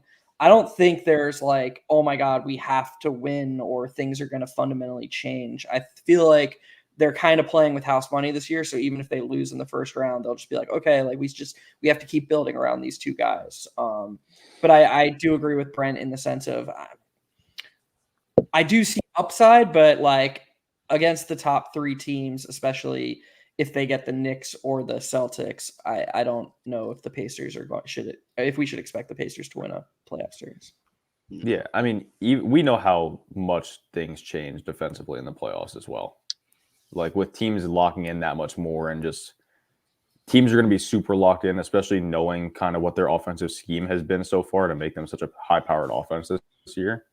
I just don't think it's going to be easy for them to do anything. Well, I don't think it's going to be as easy for them to just absolutely blitz teams, and they're going to have to defend at some point. One devil's advocate to all of this that I know Schwinn will appreciate, because this person made Schwinn, a sizable amount of money, is instead of having JB Bickerstaff as their coach, they have Rick Carlisle, who's, in my opinion, one of the best head coaches in the NBA, and he's going to seek solutions if they're available. Yeah. If they're available to the roster, that's to be seen. But Carlisle's a really good coach. I mean, it might just come down to roster capability more than anything. I think the Pacers, they have no reason not to try to make a trade before the trade deadline. Yeah. I think they still might go for somebody. They have contracts. I think they have they still have seconds and stuff like that. They still have first if they really wanted to trade him. I think they'll make a move though. I think the Knicks will make a move. But I don't know. The rest of the East just feels kind of whatever right now to me. Like the Cavs are weird because I still think they're going to be worse when they actually have all their guys. I don't like. I think the Mobley thing to me, I just part of what made them so good in this run they had is just like they can't play that way with Mobley on the floor at the 4. They just can't. Like they don't. You already saw it in the first couple of games with Mobley back, where they were averaging over 40 3-point attempts a game during like that entire stretch that he was out, and then I think they averaged 35 now in the couple of games that since he's been back. So has Mobley been back to him? He was back the last game against Memphis, and then didn't plame today. Yeah, but today they attempted like, or he didn't play whoever he came back against. He played against whoever he came back. He didn't play today, but he played against the last game. Yeah. He played against the Clippers and the Pistons, and they lost his minutes both times. So yeah. But and then Sam Merrill's like outplaying him, but you can't you kind of have to push him to the side when Evan Mobley comes back. But I don't know, man. Like I just think that team is, but you can't trade Mobley, right? Because they don't know if Mitchell's going to stay or not. I don't think they kind of can't do anything until they know what Mitchell is going to do or not going to do. But if Donovan Mitchell's like, yeah, I'll sign an extension here, I would fucking be hauling ass to trade Evan Mobley if I were them. I mean, because you can get are you saying that because of Allen and Mobley, there's a more substantial potential return for Mobley? Yes. And I think that I don't think you need Jared Allen to be more than what he is if Garland is who you think Garland is and Mitchell is who you think Mitchell is. Then you just need to get like a bunch of fucking guys that can spread the floor and play defense. That's really what they need. They don't need Evan Mobley trying to figure out like how to be the best version of himself on a team that, they were cooking. Like they're playing really well. The Knicks and the Cavs are arguably the two best teams in the league right now on form. So yes. Yep. Mm. To your point, they almost have the Knicks Mitch spacing problem when you put Mobley back in there. It's worse. Yeah, it's way worse. Yeah. But it's just like that level of bogging down their offense. I guess part of me would be sad, like not actually sad, but like the objective part of me would be like a little bummed that we never got to see the Garland Mobley or Garland, Mitchell, Mobley trio with Mobley as the lone big. Like, I do think that is a really high ceiling lineup that if I was the Cavs and I took him as high as I did and they never tried it, it would feel like a missed opportunity at the worst case. Like, I do feel like the potential ceiling there is still super high. We haven't experienced any missed opportunities as Knicks fans. Well, at all. I think you should trade one of those guys. I just don't buy any scenario where both those guys are on your team long term. So maybe they go with Mobley. Maybe you're right. It's possible you're right. Like the defensive potential of Evan Mobley at the 5, and he has improved as a rebounder. But like, I mean, it's a lot higher potentially than what you would get with Allen. But what Allen has been doing in this run without, like, he's been on a tear. Jared Allen, he's monster points and rebounds games. So he's been playing really, really well. And I don't know, even getting to that level is no guarantee for many players. Jared Allen's playing really, really well right now. Yeah. JL brings up 8 and 10 in the next 10 to be Phil Jackson rule team. Phil Jackson rule is the 40 wins before 20 losses, right? Yes. Interesting. Wow. That's so doable, actually. That is. LA, especially with this schedule. Yeah, LA, Memphis, Dallas, Indy, Houston, Orlando, Philly, no Embiid, Boston, and Detroit. It's hilarious. While Phil Jackson was here, we could never be a Phil Jackson rule team because he sucked at his job. I can't believe I'm saying this, but thank God we have Tibbs and his stabilization. Thank I mean, God. Tibbs is a high floor. Yeah, you'll never get. It's like that. It took so much for that 2021-22 season to suck, and that It was really what did. did he said. That was 37 and 45. That's like the floor with Tibbs. Like, you're just never gonna be completely inept. It's not possible. I mean, we were probably a couple Tibbs decisions away from just being a play-in team. What, not starting Alec Burke? Yeah, like starting quick. Dude, forget the Burks over quick part of it. They were 37 and whatever that season, 37 and 45. And their adjusted win-loss was 42 and 40. They lost 5 games to their Pythag because Tibbs was a nightmare down the stretch. Like, that was the worst thing he did that season besides the Quickly thing. It was a disaster of a season for him.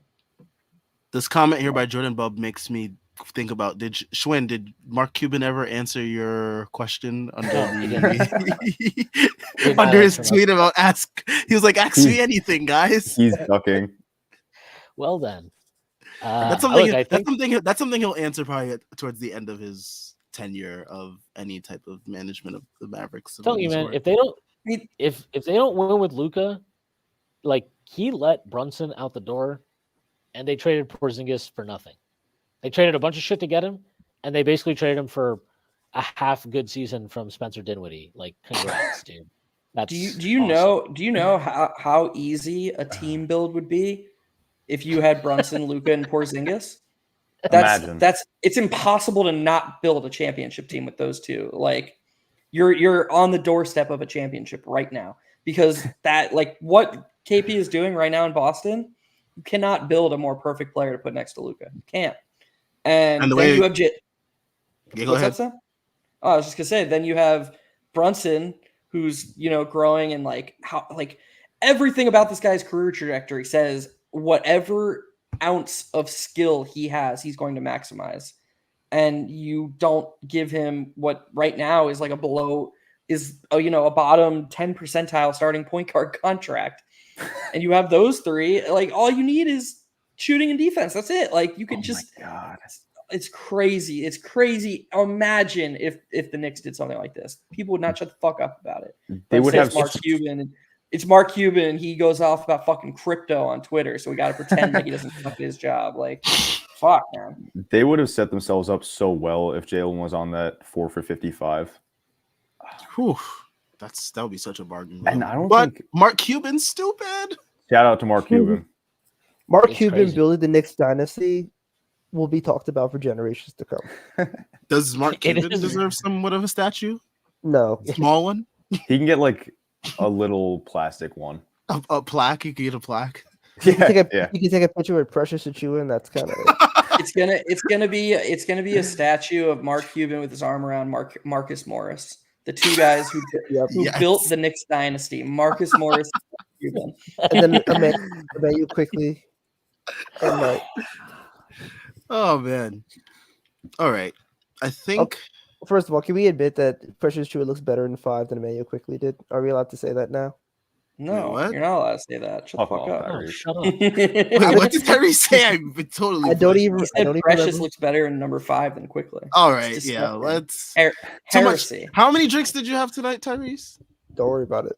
Exactly. Schwinn, remember when Tyrese and Schwinn, remember when Sam and Tyrese were pups and they didn't drink and they were like, "Oh yeah, we don't drink." Now Sam's boozing it up on his birthday at nice high class bars, and Tyrese is getting loaded off of tequila and post streams. Oh man, our kids are growing up, Schwinn. It's such a beautiful thing to say.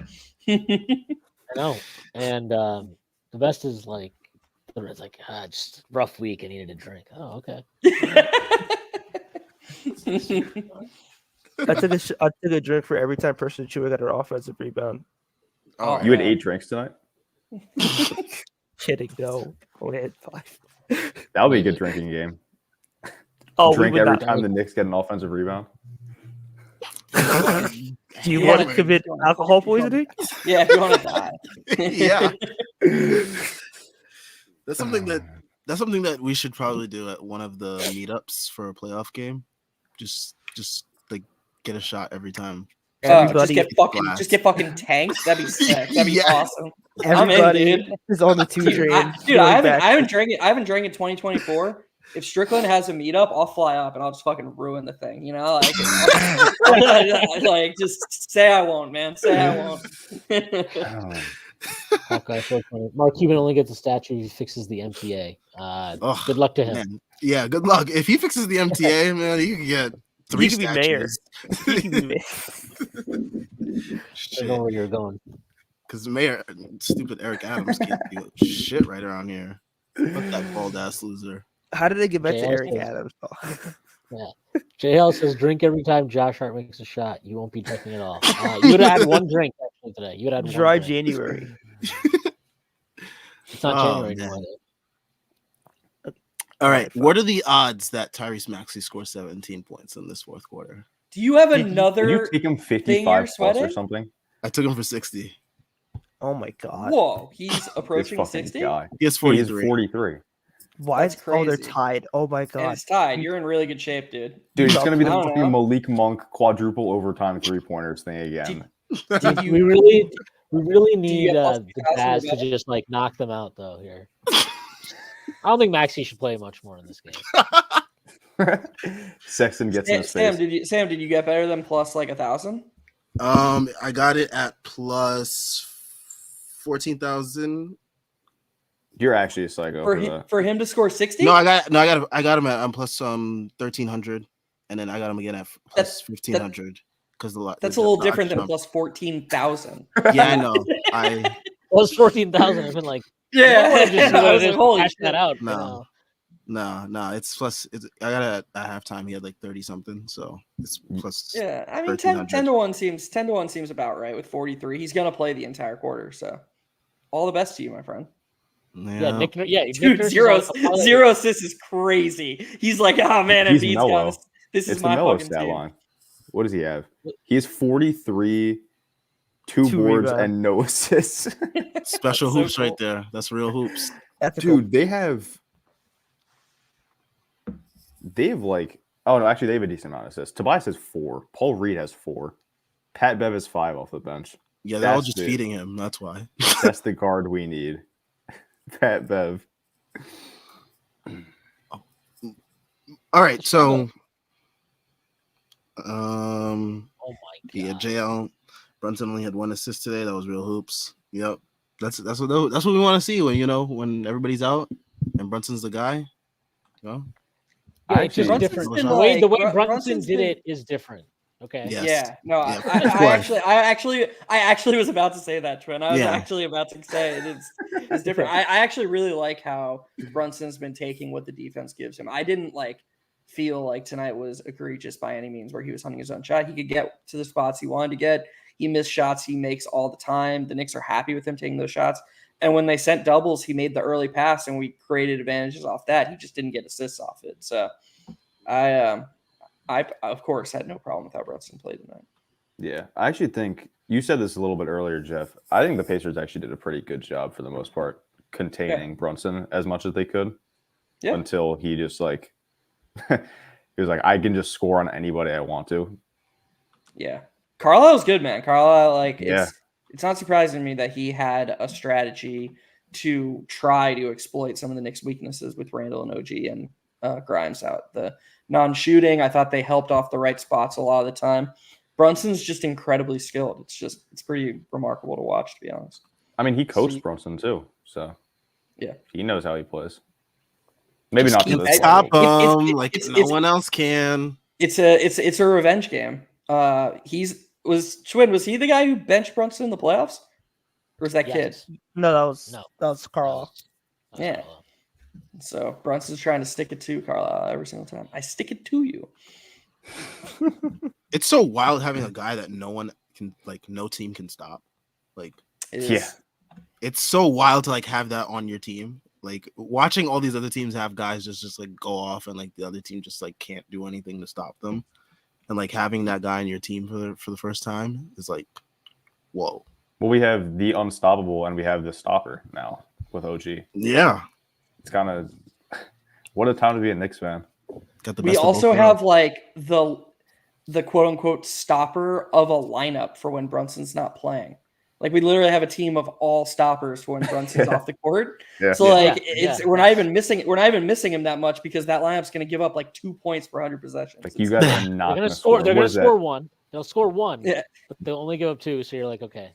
Yeah. That's the Deuce Grimes. -1 loss. Deuce Grimes, OG, Hart, Precious. Is that the lineup? Deuce Grimes, Hart, OG, Precious. Yes. Yeah. I want to see what that is. What their net rating is as a that lineup is probably so annoying to play against. I get annoyed I get annoyed watching offenses try and play against them. By the way, you talked about Grimes like he was like jumping extra high for rebounds. You made a joke about it. It's true. But like I think that he actually is like that Miami game to me was super encouraging where he just saw these smaller dudes on him. And I wonder if like just watching Hart and OG and like that's it. He's just like, you know what? Like, I'm bigger than Duncan Robinson. Like, I can just go with Duncan Robinson and be bigger than him. And like, he got 6 free throws right in that game. That must have been a fucking career high for him. Like, I'm serious. Like, I think like that this team now is just like they're probably the most annoying team in the league to play against when they're fully healthy. It must absolutely suck to play them. So get this, Luca. The Deuce, Grimes, Hart, Precious, OG lineup. They're scoring 105 points per 100 possessions. They are not scoring at all. That would be the worst offense in the league by far. And their net rating. How many points they're giving up? Yeah. What do you think their net rating is? +3 something. It's probably like 25. That's exactly right. Plus 20. Wow. Plus 20.9. So not exactly right. They're giving up 84. They're giving up 84 points per 100 possessions. You don't score on them. But there's no defense in the NBA anymore. Yeah. Dude, that really pissed me off because I told people to tune into Knicks games and people were like, "No, I don't want to watch." It's not just Knicks games. Like I'm not saying there's no bad defense in the NBA, but nobody is giving credence to how fucking good offense is now that everybody can shoot. It's impossible to stop. It's not like you put the real defenses from the 90 in a time machine and they're just going to try harder. They'd be more lost. They'd be like, wait, what the fuck is this sorcery? Like, what is this shooting? It's just so hard. Like defense is played at such a high level right now. It's not enough. The rules are bent towards offense already. All of these ridiculous fouls. And then you combine that with the ridiculous shooting that's in the league right now. It's just like, yeah, it probably looks like there's no defense, but the defense is actually really solid, like for the most part. I don't know. It's just that really pissed me off seeing all those people talking like that. But even then, like if you want to watch defense, I suggested watch the Knicks. Like if you're really fiending for like that level of defense where you don't want to see all these offensive explosions, you don't want to see PJ Washington drop 43 points off the bench on a random night. Gross. Like if you don't want to see those type of performances, watch the Knicks. Like, simple as that. I mean, the thing, the league is just like, it's more talented than it's ever been. Like, there's so many teams that when you kind of like think about, okay, what would this team ideally like to do at the trade deadline? How many teams are you like, they would love to consolidate? They would love to consolidate. They'd love to consolidate. Like, there's too much talent in the league right now. Like, they need to get these expansion teams in because, dude, the Pacers have like 12, 13 guys that are NBA caliber rotation player minimum. Like, at least guys above that threshold. The Knicks have a bunch, like, Knicks probably have like 11 or 12. There's so many dudes in the league now that are legit talented that are getting buried a little bit just because of a numbers game. But, like, even among that, though, man, the Knicks' depth is just, it's impressive. Like, the way they've managed depth year to year since they've come in is, like, it's pretty impressive. They've had at least like 10 legit NBA rotation players every season on the team. Like, they've set the bar at a very, like, or the standard to be a rotation player for the Knicks now is like, it's higher than it's been forever. Like, it really is. And now they're also in an interesting place as a team because I think they're already so good that, like, they actually do have to consider fit and not just talent in trades. Like, they have to consider more than just talent for talent. Like, they have to really consider how players can complement each other in a way that they didn't have to when they sucked, right? You were just like, fuck it, dude. Like, if he's a star, get him. Like, he's probably the best guy then. They have to consider more than that because they have their stars that, like, are in place to build around. And obviously we know this is a big year for Randall. We'll see what he does, but the level he was playing at in the regular season that he's shown is obviously excellent.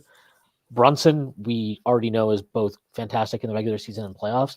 Randall just has to be good in the playoffs. And I just don't think they're far. Like, I don't even think they might not even need anything. That's kind of like, it's obviously very contingent on this Randall thing, but they are that talented and they are that deep and they are that good. Like, it's all guys that are in the peak or entering peak of their careers, basically, right? Like, that's that everybody on the team is at a really good place in their careers and they're all baseline level. The baseline level is just high. Yeah. And I think it beats being like, man, I really love this flyer on Noah Vonleh. Shout out Noah Vonleh, the Giannis stopper. I think there's also we've had. Real quick. Again, it just speaks to Tibbs' ability to just get the most out of guys, right? Because how in the world did he drag that COVID season team to the 4 seed with that roster? I still think getting Alec Burks 81 games in a season, was that we talked about that was this the year after. But me and Stacey talked about this on the podcast. Yeah. We're just like, dude, like, this guy Burks, like, has had, he's been through a lot in his career injury wise. And somehow Tom Thibodeau pulled a fucking 81 game season out of this guy while playing him a point for what, like 56 games of that? Like, that's crazy. Tibbs gets fucking every ounce out of guys, man. He's wild. Tibbs devil magic? Yeah. Maybe. We might have some of that now. There's something like sacrifice some family that member. almost like takes pressure off His you wife. though. Like, when you play for a guy like Tibbs and he's in your corner, that, like, no matter what you do, like, you're playing 40 minutes that night. Like, there's got to be something about that just, like, relieves. I don't know, just makes it a little bit easier. I mean, I can't say that for sure, but hypothesizing. Yeah. Just like, you should just tweet at Josh Hart. Just ask him. He'll probably answer. What's it like? What's it like playing for Tibbs? Yeah, what is it? What is it like knowing that Tom Thibodeau actually would marry you? What is that like? It's great. I just love having a coach who believes in me like that. You'd be like, nah, bro, I wouldn't do Jalen like that. You've got that sick bromance, man.